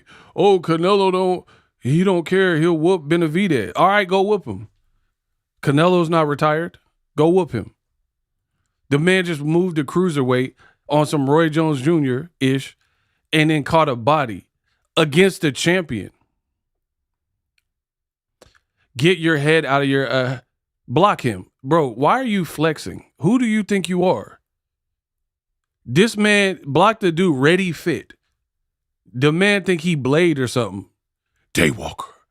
Rust. Block him. Because you in a room full of dudes and you flexing. I don't like that. The man is in a room full of dudes flexing. Look at my pecs. You should. Alexa, stop. Championship fights. He got me ready for my world championship fight, so I'm kind of sad it had to happen like this. You know, I love ZURDO Ramirez, but you know, it is what it is in here. There's only one monster. There's only one monster. It's crazy. From those 200 rounds of sparring that were effective. Kamal, appreciate you. $20. He says, Benavidez and Tank, the real faces of boxing. Canelo out of sight, out of mind, fighting nobody we wanted. He was dethroned. This is a real pound for pound, unlike Shakap, who yaps but has conditions for inferior talent at 147. Appreciate this. Bro, Canelo's not finna fight this man. He just went up to cruiserweight and f***ed up this guy's eye, who is a champion. And some people, they're going to hate on my boy Benavidez, like, oh, Zurdo sucked. He's not that good. Chris Billiam Smith, who Zuffa Boxing just signed, he couldn't beat him. He had a belt. He was visibly way bigger than David Benavidez. David Benavidez took 0 tune-ups, like Errol Spence. No tune-up. Errol has been out for 3 years, and he's fighting Tim Tszyu in Tim Tszyu's backyard. You guys got to respect what deserves respect. Crawford, he a great fighter, but he fought Errol off of like 11, 12-month layoff, and he squeezed in a David Avanesian fight. So he was more than ready when he fought Errol Spence Jr. in July, because he had just fought in December with David Avanesian. Now, I'm not saying it's not a smart play, but what I'm saying is some people are just moving without the guardrails. Errol Spence, Gervonta Davis. And for Tank, the reason I'm saying that, because everybody's bigger than Tank. Everybody. From Frank Martin to Rolly, all them guys are bigger. Ryan, all of them. And David Benavidez. They have a strong chance, if this was bowling, without the guardrails up, you could get a gutter ball. This could have went really wrong, and some of you guys were telling me it was going to go wrong. You were saying Benavidez is getting knocked out. Go look at this watch party. Some of you were like, man, I'm picking Zurdo. You have content creators. I'm picking Zurdo. These content creators, like, they all my sons and daughters, bro. The problem with it, I have the ultimate job security because they can't with me. Everybody could get a microphone at this point. Everybody can get an iPhone or a camera. But what they can't do is talk that good boxing talk and then have it hold up over a space of time. I could get rid of this nice camera. I could get rid of this Shure nice mic, and my message would still be the same and people would still watch me. Because it's me. It's me, man. And what I'm saying has the value. I've been telling you about Benavidez. How, like, honestly, any of my longtime followers, how long have I told you I'm a big supporter and fan of David Benavidez? How, like, if you had a guesstimate, how long has Boxingego been on my channel using it for good and promoting David Benavidez as like a future pound for pound face of boxing and a star and a great fighter? Okay, my man said years. Give me my propers. Now, here's the thing. If it's been years, you got to keep in mind Canelo hadn't lost to Crawford, right? Canelo hadn't lost to Bivol. So I was saying it, look, 7 to 8 years. I was saying it when it wasn't so apparent. Now you see the man, him and Tank are the face of boxing. You see that. But when I was first saying it, it wasn't so apparent. So you had these Canelo fans and they're like, oh no, Canelo will whoop him. Canelo's not going to fight that man.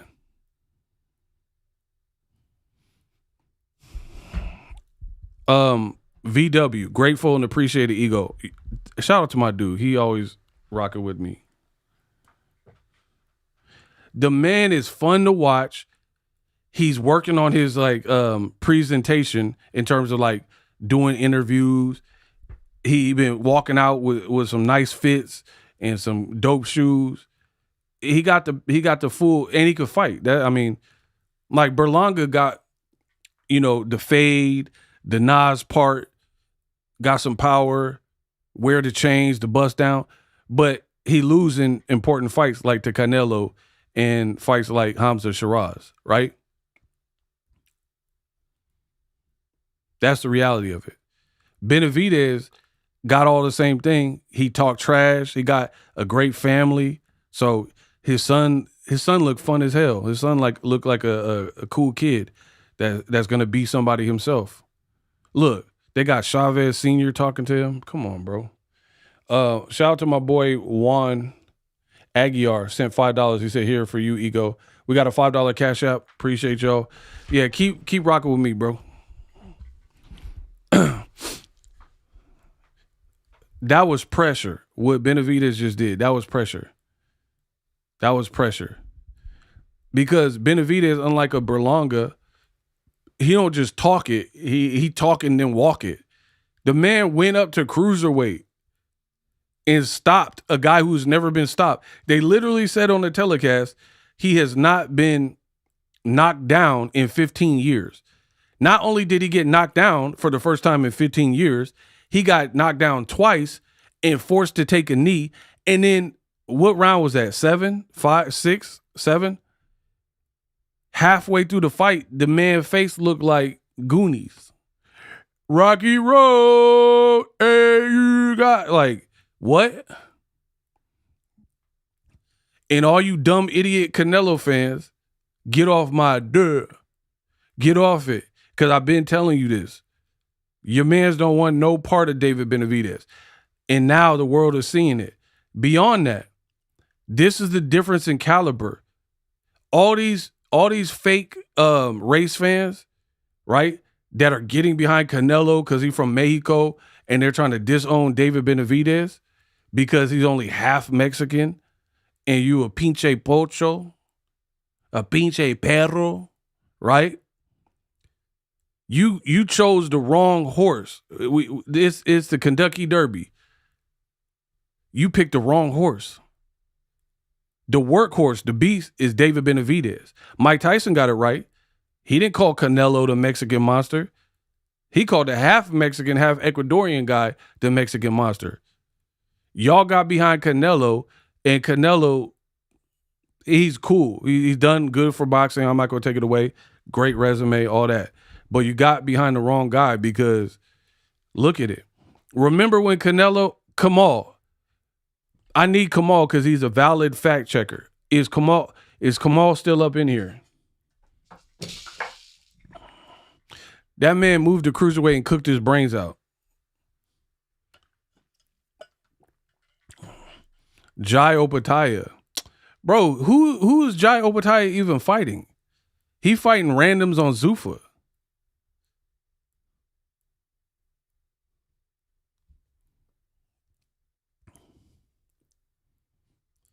Like, Jai Opataya, that was supposed to be him beating Zurdo. You guys, you old media idiots, you always pick the wrong one. You pick Lomachenko, you should have picked Usyk. You pick maybe a Triple G, Kovalev, you should have picked Beterbiev or Bivol. You pick Canelo, you should have picked the Mexican monster Benavidez. You see, you guys always get it wrong. Always get it wrong. But Kamal, fact check me. Remember when Canelo, nobody told him to do this, mind you, but he was like, I want to move to cruiserweight. Who did he say he wanted to fight? Oh, that's right.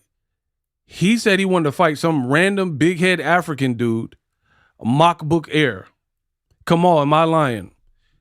When nobody asked Canelo to move to cruiserweight, nobody.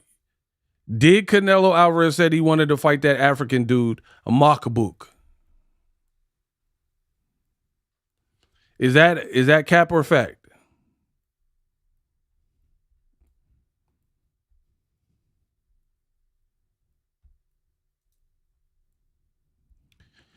And while I'm waiting, Kamal sent another $20. The walls have closed in on Canelo. He's fighting smaller dudes and unknown Euro bums. The public is done with him, getting overpaid, and he's borderline irrelevant. Chavez Sr. and Oscar congratulated him. Zurdo was unified, the man at cruiserweight. Shout out to my brother Kamal Oz. You guys don't know boxing. Canelo wanted to fight Makbook Air. Who's he on the phone with?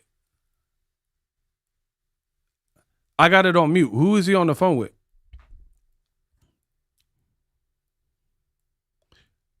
So anyway, let me keep cooking.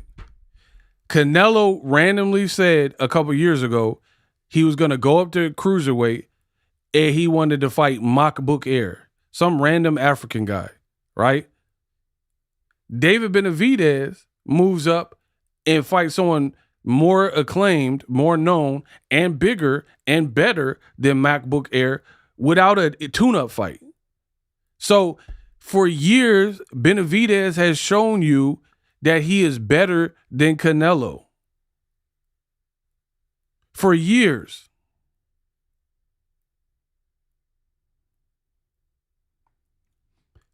Canelo would never fight David Morrell when he was undefeated.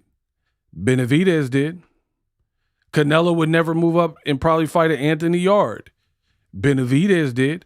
Canelo wanted to move up to cruiserweight to fight a random African who no one ever talks about anymore, Makbook Air, and then Benavidez just went up to cruiserweight, got a stoppage to fight someone better, right? This is all the facts.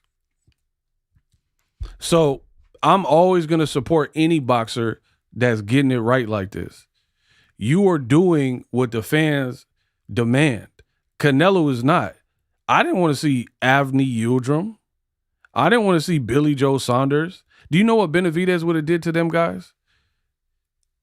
Avni Yildirim. Didn't he lose to Darrell, who Benavidez ran through? Levels. And then you got Zuffa and TKO in Turkey, and they trying to big up and still make Canelo a thing. The fans, we don't care. Canelo, he's a legend for sure, but he's not doing memorable things. And then his dumb fans will be like, oh, but he made $150 million. How do we benefit from that? I spend money in boxing. How do I benefit, or you, because Canelo got $100 million for a fight? So literally robbing the bank. And then you talking about he gonna fight in Billy. 38-year-old Badu Jack the Ripper KO'd Mockbook in his cruiserweight debut. That is the guy Canelo wanted to fight. Shout out to Icy. Exactly. Versus nobody had ever KO'd ZURDO Ramirez, and they just told you he hadn't got knocked down in 15 years. And then Benavidez went and did both. Knocked him down for the first time in over a decade and a half, and then he cooked him with the stoppage. ZURDO quit. Bro, he got so overwhelmed and his eye was in bad shape, he quit. I think he truly could have stood, like, let's be real. If your eye is bothering you, you could probably stand up still. Like an eye injury, let's be real. An eye injury, that don't really stop your legs from being able to get up. Let's be honest. Right? However, sometimes fighters will find that way out because they are in bad shape. I get it. His eye, he might have been seeing doubles, couldn't see. And you know, if you stand up, you're getting stretchered out. So that is still a choice, because some people that are truly savage in the pugilistic world, they're going to see that choice and be like, you know what? I'm standing up. ZURDO, he could have stood up. He voluntarily took a knee. So we get it. You're in pain. And I'm not saying it was looking good for you, but Ryan Garcia did the same thing with Tank. Ryan Garcia knew if he stood back up, then Tank was going to finish him. ZURDO knew if he stood back up, it was going to get much worse and he was done for. Because you got to understand, this is your title on the line. This is a title opportunity, right? This is a title fight. So getting up, at least you have a chance to redeem your title. If you stay down, the fight's over. Title gone. And to me, that was a choice that your boy made. Look, my man said he quit and spit out his mouthpiece. He didn't want no more. He got, it happens. You know what I mean? It is what it is. I'm not trying to bash someone while they down or whatever it is. It is what it is. I've seen guys, they make that choice. Ryan did it with Tank. You just like, you live to fight another day type of attitude. Victor Ortiz did it many a time. Blah, blah, blah. So it is what it is. Benavidez is a motherfucking monster. I mean, I love it. I love it because me and Kamal and Ego's Army, we fight for redemption. We fight for justice. We fight for the real right? You got Devin Haney fans, the Haneyacks. Let them tell it. Devin is more fruitful a business and more fun to watch than David Benavidez. These things are not true. If you had two fans and say, hey, throw that Benavidez yard on, throw that Benavidez Morel on, throw that Benavidez ZURDO on, or put that Devin and Cambosis, put that Devin Haney and Jose Ramirez, put that Devin Haney and Brian Norman. Come on, bro. Levels. That's what I'm saying. The real is back. You got people who are like straight up propaganda pushers. They are pushing a propaganda to serve some purpose, and it ain't in the best interest of boxing fans. Ain't nobody watching Shakur or Devin Haney. Like, and here's the thing. For years, I've always held it down and talked about when black fighters are misrepresented in the sport, I'm always going to stick up for the underdog. But this new crowd of fighter, I got to tell you about yourself, whether you black or not. You know what I mean? And these guys aren't making themselves likable. They're not really branding themselves. They're doing a whole lot of talking, and then they're not delivering performances like that. And then got the nerve to get on Twitter like, I'm the best, no one can beat me. How long have I told you Benavidez needs to be on the pound for pound list? They putting Devin and Shakur on the pound for pound list, but then they didn't want to put David Benavidez. What Benavidez is doing is, in my opinion, harder than what I've seen from Shakur or Devin Haney. Like, stylistically, Devin was a sharper boxer than Brian Norman, and he had better experience. Stylistically, Shakur is better a boxer than Teofimo and Williams Zepeda. That's what it is. So that's cool. You got the victory. You did it. But Benavidez, I don't know that he's necessarily more athletic than David Morrell, and he still fought him. He definitely wasn't bigger. He just bullied ZURDO Ramirez. So you would think the bigger guy, the taller guy, the longer arm guy, the guy that cuts more weight, the guy that's just overall bigger, the guy that's a champion, wouldn't that be more of his bag? Like, wouldn't you expect the bigger man to fight like the bigger man? But that's not what you got. You had Benavidez, the smaller man, in that situation, acting like the bigger man. So what happened?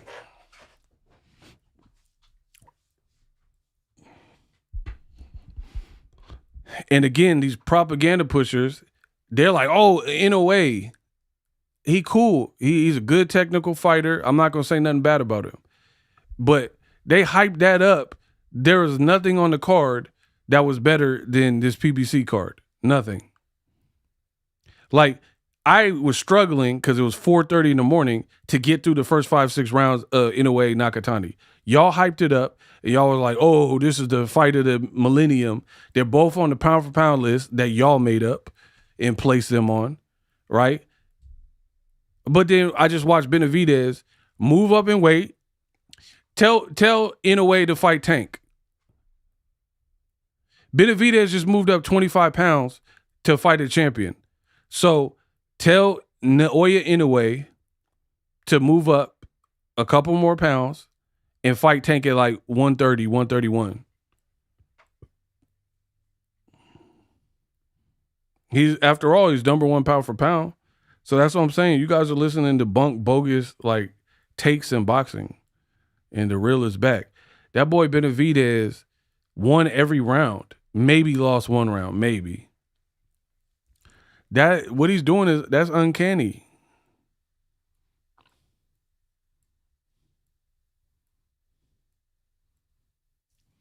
You heard the crowd booed Canelo? I didn't. I missed that. As they should. Like, be real. Shout out to you for the $2. I didn't hear him boo him, but they need to boo him. You know why? Canelo fought Mongia. One knockdown, and then the fight was boring. After the knockdown, the fight was boring. He fought Berlanga. One knockdown, and then the fight was magically boring. You see? There was no, like, build from this. Canelo hasn't put together that type of performance probably since Caleb Plant. You know, where he kind of, like, built into a rhythm and then got the stoppage or whatever. And then you watch Canelo after he beats Berlanga. Berlanga fights Hamza Shiraz, who didn't even look good with Adames, is moving up in weight, and Adames cooks him worse than Canelo.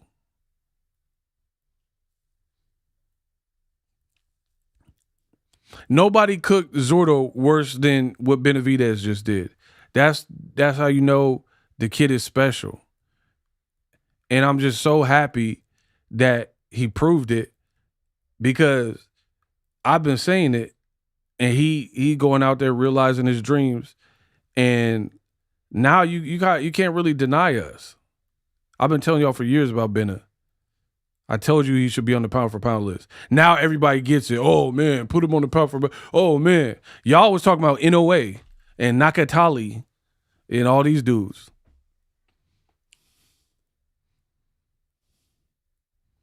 Y'all be like, oh, Bivol. All right, put Bivol in with David Benavidez. Bivol don't hit like that. Morrell, in my opinion, Morrell got more power than Bivol.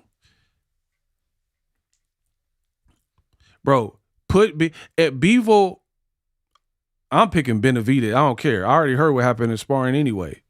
When it happened, because I'm that nice. Bro, Bivol mess around and get broke up. Better Biv is a beast and he got power, but Bivol's taller than him. David Benavidez is taller than Bivol, longer arms than Better Biv, has power. And what I've noticed is a lot of Eastern European fighters, they're very good, very technical, very mechanical, right? And then with a Bivol, he drops his hands. He got a little bit of fluidity to what he's doing. Cool. But he's still kind of mechanical.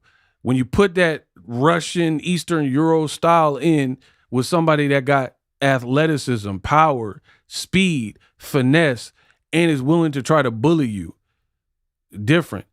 Andre Ward beat Kovalev because he bullied him.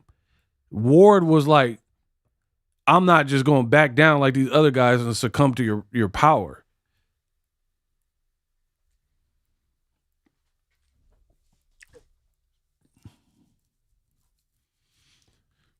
So Benavidez is a different proposition for a guy like Bivol. He's not going to be as slow as like Better Biv. He's bigger, rangier. And when he gets in that groove, it becomes real hard to like deter him. And what makes Benavidez dummy dangerous, in my opinion, he got a chin. He got dropped by what? Morrell?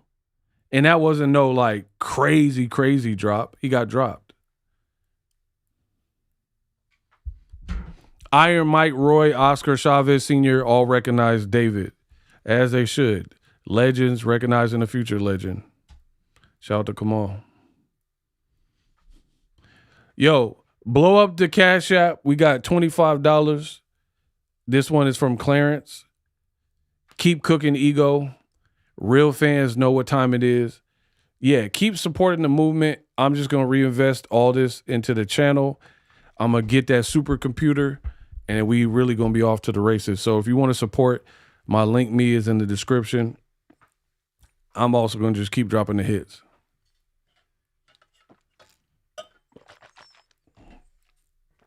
Ron Gavril, he did drop Benavidez. Good point. But then look what Benavidez did in the rematch to that.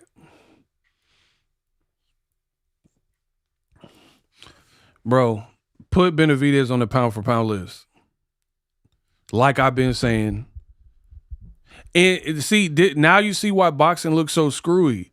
You got YouTube channels and content creators that profess to know boxing, and they're trying to uplift what they want to uplift. The game is like soil. We the seeds, we the soil, we control what grows in the sport of boxing. There's no one in or around Tank's weight class that's bigger than Tank. That's why they all mention his name. You don't have to mention their names. You can't just like anoint who you want. Like tell me I'm lying. You got Haneyat content creators and they'll say Devin Haney's the face of boxing.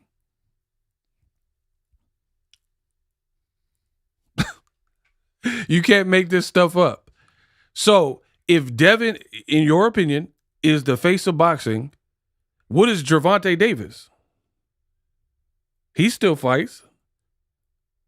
What is David Benavidez? Because last time I checked, David Benavidez is headlining on pay-per-view. Gervonta Davis is headlining on pay-per-view. Devin Haney, he fighting Jose Ramirez on the undercard. I don't remember. Was the Brian Norman wasn't even the main event? Wasn't that David Benavidez's undercard? What? Didn't Benavidez fight Yard and then Brian Norman was the undercard? You guys are allowing people to just say whatever. How you the face of boxing and you can't announce your fight because you're saying they don't have enough money for the Rolly fight, and you don't want to bet on yourself. You keep fighting on people's undercard. How? And this is what you guys are believing. Oh, ego, he's a hater. Okay, prove me wrong. How can you be the face of boxing when you got people who are bigger than you putting up better performances that the fans all like?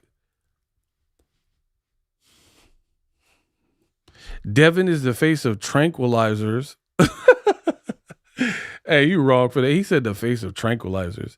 $5 from Jim the Boxing Life. Benavidez versus Bivol needs to happen. If not, Bivol ducking like a mofo. No one from 68 to 200 effing with Benavidez. Not even Jai Opataya. He ain't even been tested. That's what I'm saying, bro. You guys are just accepting whatever reality because you want to hear it. Talking about Devin is the face of boxing. How? How are you the face of boxing when Benavidez here and putting up performances like that? And then the number one fight that we want to see from Devin Haney is Ryan Garcia. And if Devin is worth so much and A-side, why don't you make the rematch with Ryan so we get clarification there? If you're the face of boxing, how do your fights keep falling apart? If you're the face of boxing, that's what I'm saying. You guys are listening to dumb stuff. And then me, little old me, for years, be telling you about certain fighters. And then y'all got the nerve to be like, man, Benavidez ain't even Mexican and he not that good. Come on, bro. I tell you who to get behind and who's moving the needle. Kamal, face of boxing when Eddie Hearn says they ain't got no money for Crocker. Top Rank bid $2 million for Devin Haney and Sandor Martin. DHP bid $0. So it's like you can't just make claims and there's no like data point. If you're the face of boxing, you shouldn't be on several back-to-back undercards. David Benavidez was on Tank's undercard one time, and they both just agreed to it for the greater good of boxing. It wasn't because David Benavidez can't headline. And with this performance with Zurdo, David's going to get bigger, period.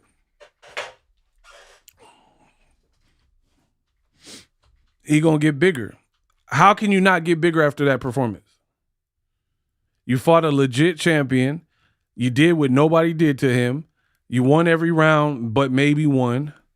You got a knockout. I mean, what more do boxing fans want? Nakatani's supposed to be so dope. He ain't got one knockdown in that fight. He keep getting knocked down in other fights.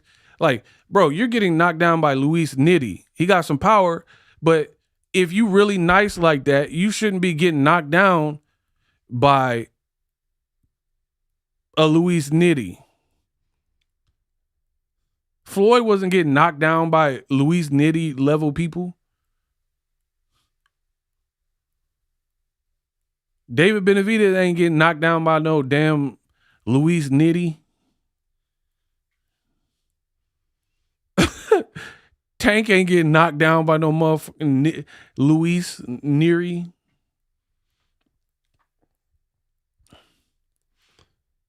But in a way got knocked down by other people. So it ain't just Luis Neri. He had a broken jaw in Orbital with Nonito Donaire. He was like 30-something. Put in the first fight, putting in work, breaking his face up. What's up with the drug testing in Japan anyway? Are they even doing that? Man, we're watching boxing throwing power for 12 rounds straight. Okay. Bro, y'all fake. Y'all fake. Y'all acting like y'all don't see that. These in boxing throwing straight up haymakers and power shots for 12 rounds straight. And then I'm supposed to act like, okay, that's normal. Everybody do that, bro.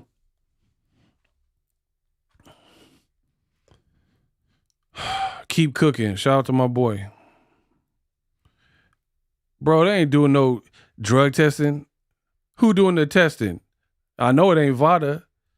the triads, bro, they got the triads doing the drug testing or something. Shout out to Japan though. Bro, them triads like, okay, we did the test. You good. They got the Yakuza. Bro, they got that Yakuza, the Yakuza family in the triads doing the drug testing. Cause I know that has to be how that's working.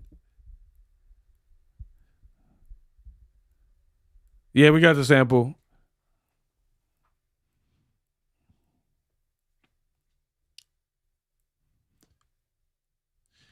You couldn't touch in a way with a 10-foot pole. Bro, that sounds mad zesty. When have you ever heard anybody refer to a man touching another man with a pole when it wasn't a chick? And you call yourself the hood streamer. What hood are you from? Bro, I ain't never, like, this new generation is soft. They are different, bro. Back in the day, we used to say that, like, oh, that girl, she a butterface. I wouldn't touch her with a 10-foot pole. This man said I wouldn't touch in a way with a 10-foot pole. What are you talking about, bro? Bro, he on that R. Kelly. Gotta keep it on the down low, down low. You gotta keep it on the down low. Shut up. Can't you see I'm talking boxing? Thought I... Bro, shut your ass up. Yeah, he under the hood for real. That man, it's a raining man. Hallelujah, it's raining man. Bro, that man said, oh, you wouldn't touch it. We got Ken Kniff from Connecticut over. Oh, call this Boxingego. You want me to stroke your ego? You wouldn't touch him with a 10-foot pole, would you? Bro, we got the Lance Bass of boxing critics over here, bro. Greg Louganis looking at, bro. Y'all can't with me, bro. I'm too witty. I'm too pretty. I'm too fast. Like, I'm about to cook y'all all year. Bro, they done sent the dude from Don't Be a Menace in my chat. Take me to jail. Take me to jail. Throw away the key. Throw away the key. I ain't afraid to in the act. Chip. Oh, you thought I was serious? That was just jokes. I fooled y'all. Like, bro, y'all had that dude from Don't Be a Menace in my chat. Get him out of here, bro. You can't speak to the God.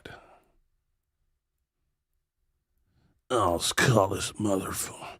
Boxingego, touch my body. These dudes is weird, bro. Anyway, I was right. Y'all was wrong. Kiss the ring. Benavidez is nice. Benavidez is that dude. Bow down to Boxingego and definitely bow down to David Benavidez. Moved up to cruiserweight and pieced your boy up and broke his goddamn eye out like I told you. Like I told you. Didn't I say? I was like, this is an easy fight for me to predict. I'm rocking with Benavidez all the way. Once again, I was right. I know y'all want me to be wrong, but yet again, still I rise. Yeah, they got Jangalang up in here. Come on, bruh. Give the man his props. And I don't want to hear you fake race fans talk about, y'all was just saying Benavidez ain't really Mexican. Why he got the Mexican flag? Nah, don't try to jump ship now. Let the real Benavidez fans hold him down. Y'all fake. Bro, go look and scrub through people's comments. You can see how fake they are. They was just hating on Benavidez. I've been showing love to Benavidez because I knew he was that dude. And now he just keep proving it. He doing stuff Canelo would never do. Canelo ain't fighting no Morrell. Canelo ain't going to fight Benavidez. He ain't going to move up to cruiserweight to fight Zurdo. He would have been did it. You the A-side, you could have made any of that happen. Bro, This is why Canelo didn't want to fight Benavidez, because after Benavidez broke his eye out like he did to Zurdo, he would have been too lit. And Canelo was like, no, I wasn't born ready.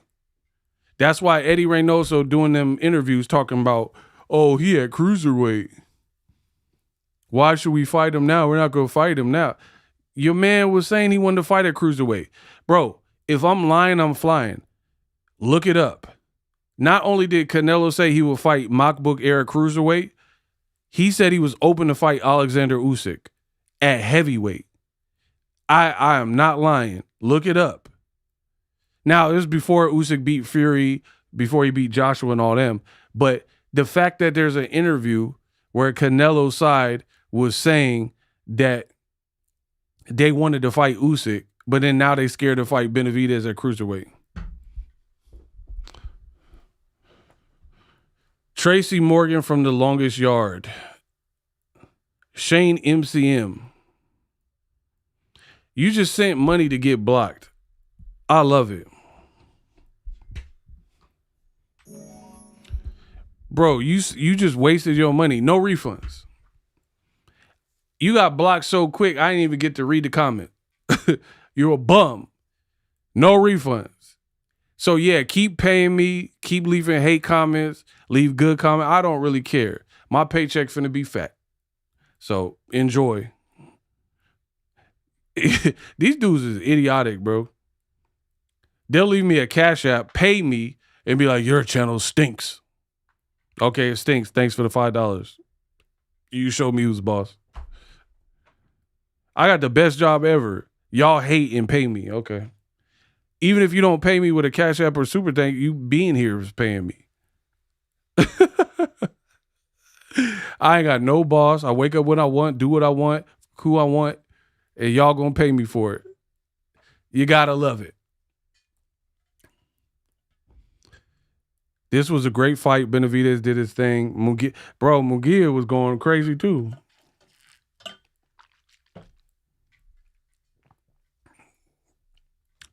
If you didn't read his comment, why'd you block him? I didn't. The shooters blocked him. Now block him because you thought you cooked. So block the real Irish madman. He thought he got me entrapped or something. Well, if you didn't read the comment, then why'd you block? I didn't do it. How did I block him? My hands is right here, dummy. Come on, bro. Give me some better work. He said I blocked him, but I've been talking with my hands for the last 5. How did I block anybody? Telepathically? Well, I don't like that comment. I'm not Firestarter. How you think I block somebody if my hands is right here? Dummy. Bro, get these dummies up out of here. Are you going to talk about the boxing or yourself? I'm going to talk about both. And we're going to block you, so you ain't going to be here for it. Block Night of the Purge. Who else? Yeah. Run that hate my way. When they hate, donate. That means my paycheck going to be nicer. This is what makes them so insecure that I'm up here. I do what I want. I say what I want. I do it. I don't break no guidelines, no YouTube rules. And I'm out here. And they cannot handle it. Are you going to talk about boxing or yourself? I'm going to talk about both. Oh, I love it. Kamal, look. This is what they hate. I could just talk boxing all day. Can you block me too? No problem. Block NY ranking. Anybody that want to be blocked. Say my name. Say my name. Boy, I got them so pressed. They asking to get blocked. Amazing. When they hate, donate. That's my Cash App. You see it right there. $Boxingego. I'm out here cooking, doing my job. They come to my job bothering me. My Zelle is on the screen as well. Super chats. Leave me a like. Just, hold it down. Canelo moved up. He used rehydration clauses. Facts.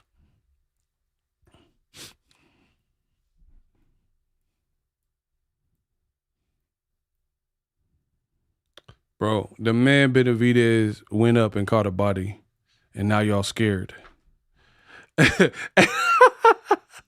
Hey, Icy, I can't repeat what you said, but that is hilarious. Ego, I didn't care for it in a way fight. He was up against it. Yeah, that's what I'm saying. He was getting kind of like low-key cooked at that point, and he headbutted him. And then the fight changed. And he got a second wind. Because he had that blood in old boy eye. Blood in my eye, dog, and I can't see. Bro, he gave him that mini man blood in his eye to cheat. That boy, in a way, cheated. Yeah, that boy, in a way, cheated with that headbutt. Blood in my eye, dog, and I can't see. Didn't Canelo turn down a rematch with Bivol? Bro, Canelo turned down anything. Go fight in Billy in Saudi Arabia. Good luck. Bro, how many Canelo, like, this is what I'm talking about when I'm talking about agenda. Why would you go to Saudi Arabia? Not that it's not a nice place. I don't know. I've never been there. It's probably nice. But why would you take a 19-hour flight to watch a washed Canelo? He's only like 35 and damn near washed, coming off of a loss against a guy that we never even said we needed to see him fight in Billy in Saudi Arabia, and they're doing drone attacks. When you can, most places in America, take a 1 hour to 5 hour flight, go to Vegas and watch Benavidez, and the fight is going to be more entertaining. You Canelo idiots are pitiful. Name a Canelo fight in recent memory, so like since he's been at 168 or higher, that was more entertaining than David Benavidez, Zurdo Ramirez. I'll wait.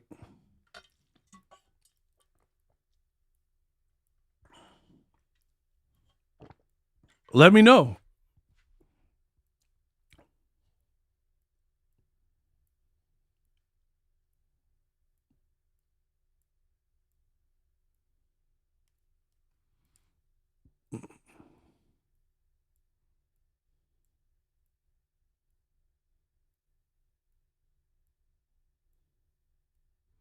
Name a Canelo fight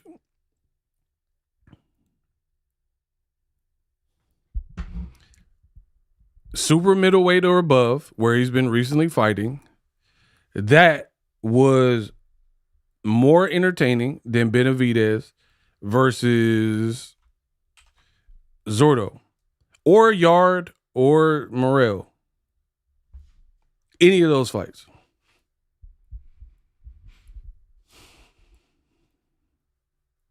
Hi, Boxingego. What up? Name a Canelo fight. You bum-ass Canelo fans. You are bums. Name a Canelo fight,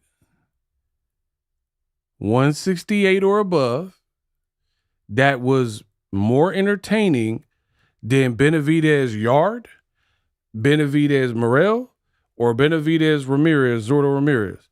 All of Benavidez's recent fights.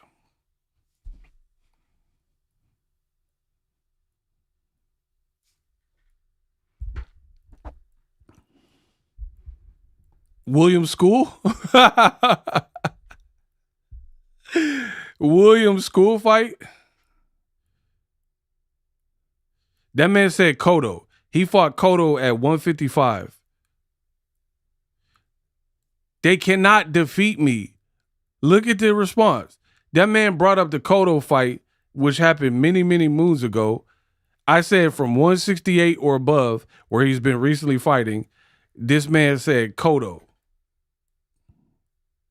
Oh, I'll take Miguel Cotto for 500.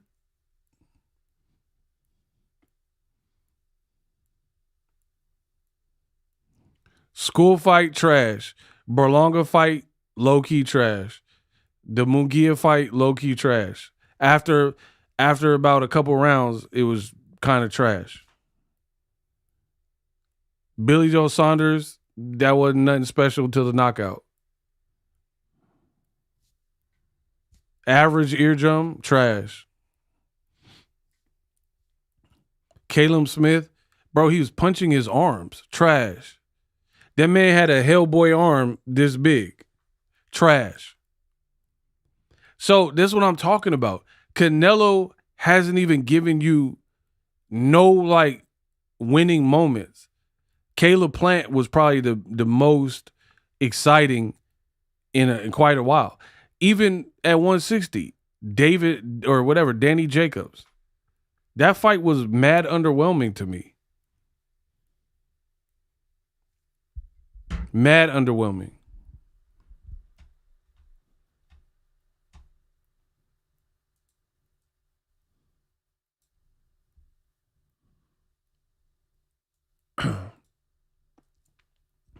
So Canelo ain't really been cutting it. He ain't really been doing it to me. He's surviving off his old work. Triple G and Cotto and Mayweather. Stuff like that. But boxing don't work like that. It's what have you done for me lately? The Bud fight, that was no good fight. It was a good performance from Bud.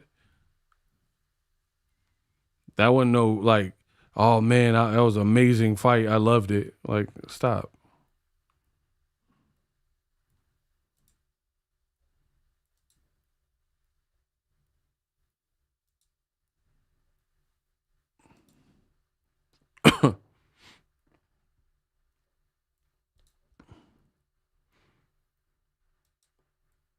Wrong. This is redhead Canelo. Look, Crawford, horrible performance. Facts.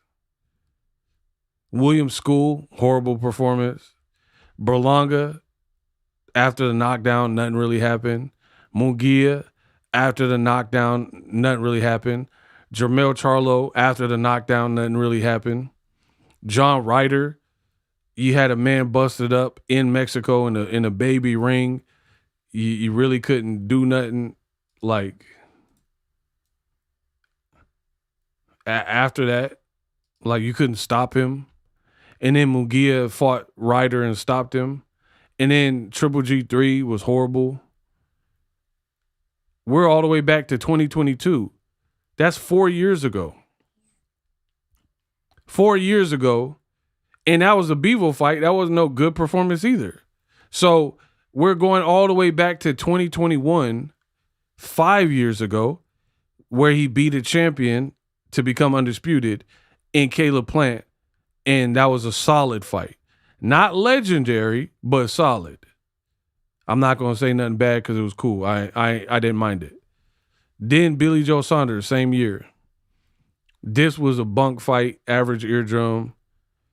2020 in the pandemic, you fought Caleb Smith. This Kovalev fight was fake as so I'll never. The Jacobs fight was horrible. Not fun to watch.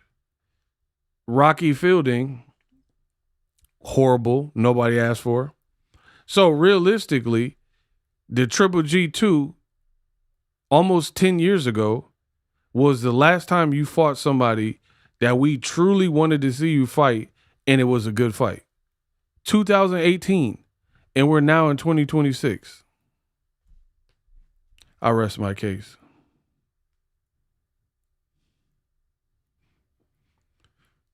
So really, Canelo has the Caleb Plant fight to hold on to, depending on how much you value that.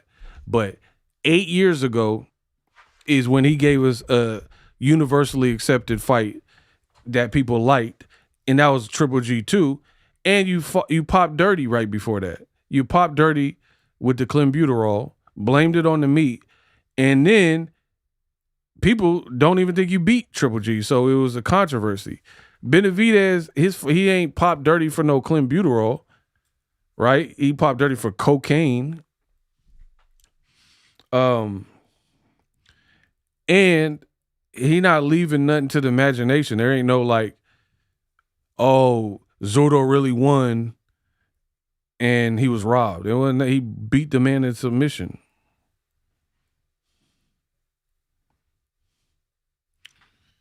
I've still got Bud beating Benavidez pretty easily. Bro, your name has Crawford in it. You might be Crawford himself. You woke up from that NOA fight and came up on my stream. We don't care what you think. We don't know you. We don't know what you're talking about. And you put Crawford in your name. So how can we expect you to keep it real? And you fanboyed out to the point where you put his name in your title or in your username. Come on, bro. And here's the thing.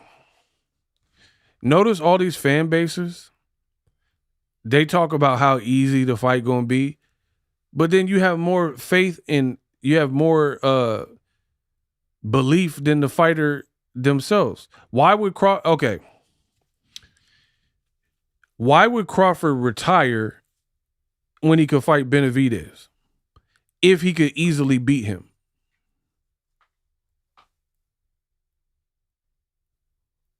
How does that make any sense?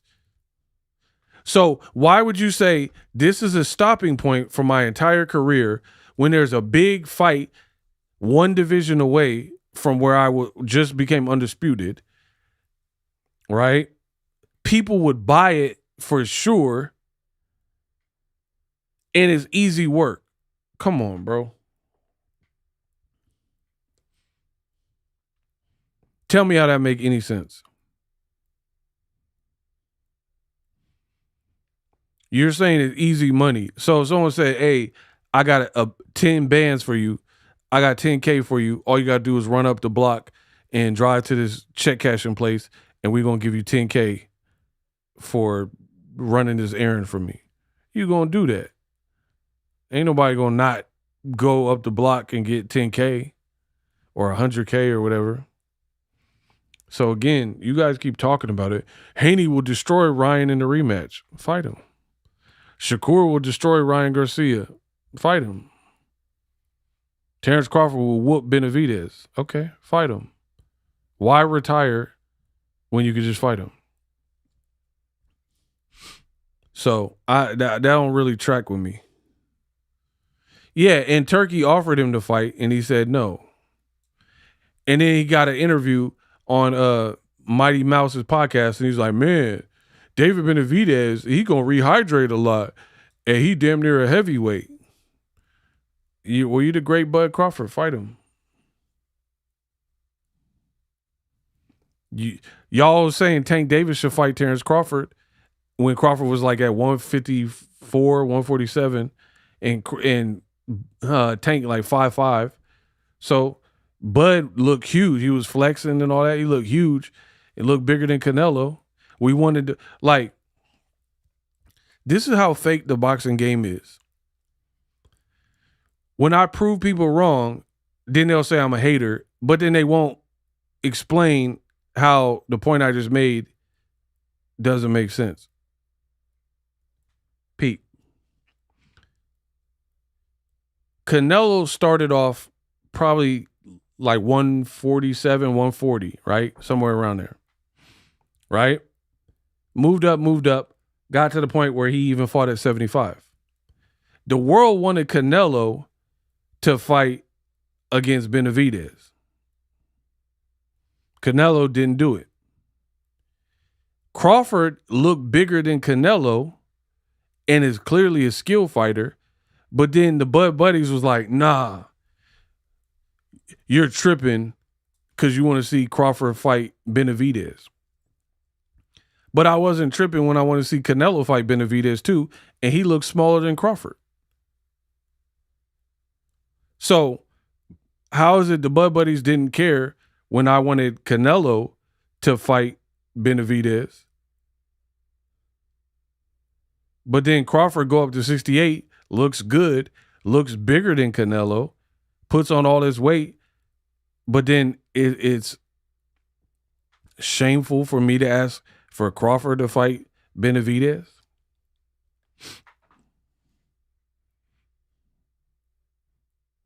It don't make sense. So you guys inadvertently telling yourself, the reality is you don't like his chances. That's what that means. But then that would be cool if you're like, nah, that's too much weight. Benavidez is too strong. But then you get these people and they'll be like, oh, Crawford, I still think he destroys him. Now you're not making sense.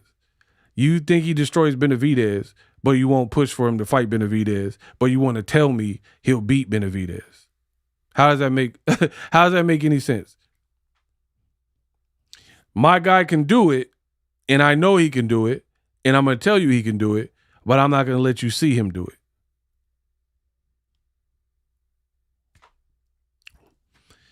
I think Benavidez beats Opataya, but risk versus reward is a thing. Bigger fights at 75. Bivol better be. I agree with all that. Bud retired, so that's a done deal. Yeah, because Turkey would probably try to make that fight, and he knew that. So, because he said he wasn't moving back. So, how does Bud get a pass, though? How he get a pass to not fight Fundora, not fight Jaron Ennis, not fight Virgil Ortiz, right? Because remember, Turkey was like, I want Bud versus Virgil Ortiz. And then Bud was like, no. And he pushed for the Canelo fight. So Bud got to skip around Fundora, Carlos Adames, Murtazaev at the time, Jamal Charlo,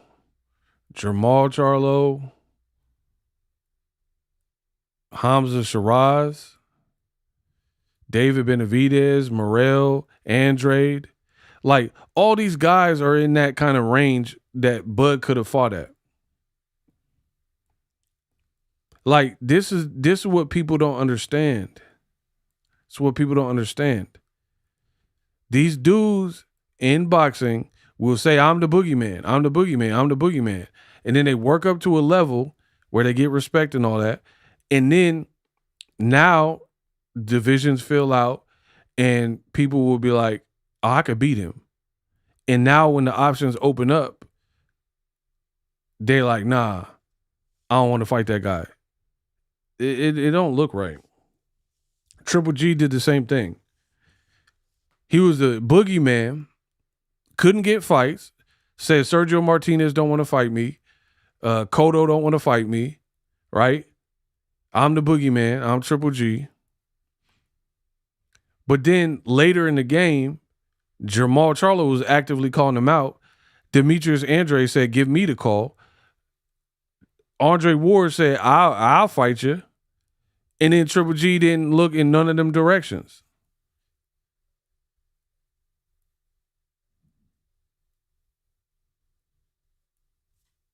How's that work? How are you the boogeyman? And then people start calling you out. And then you say, no, I'm turning it down. Like Crawford, I'm the boogeyman. Everyone on PBC is ducking me.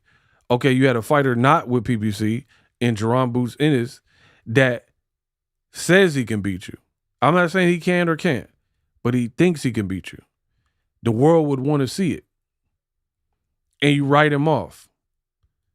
Man, it's a lose-lose if I fight Boots. I thought you was the boogeyman. I thought you couldn't get fights. You know what I mean? This is what's happening in boxing. People always the boogeyman until a bunch of people start calling them out and then they start getting selective.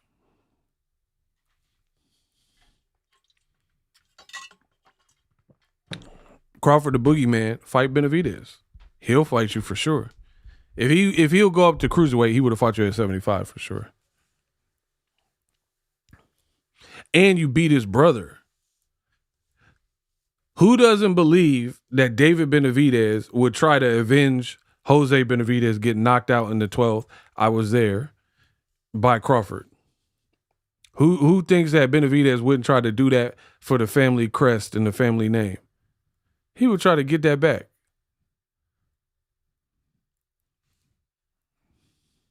But Bud retired, so whatever. I'm just proving a point.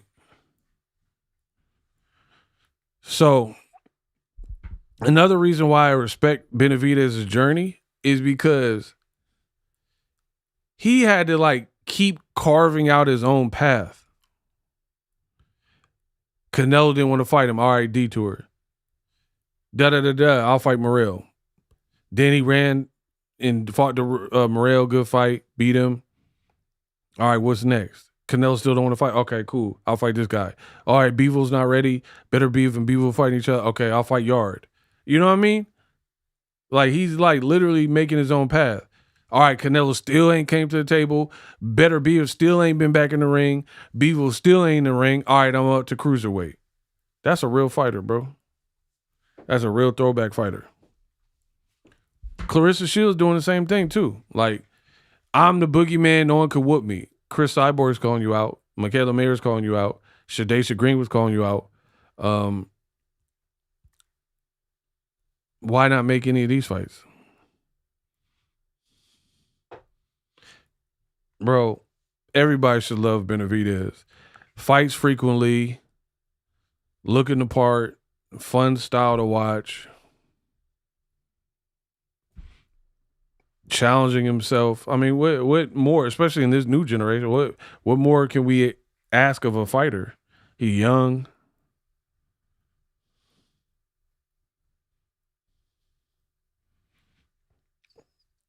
Yo, we got another $25 Cash App. Shout out to y'all in the Cash App. Enrique sent a $5. He says you got great boxing commentary. Another $5 Cash App. Listen, I gotta bounce. I've been up here. My voice is getting hoarse from yelling. So shout out to everybody for rocking with me. I'll be back. Yeah, Hannah Gabriel called out Clarissa. Bro, we got to start.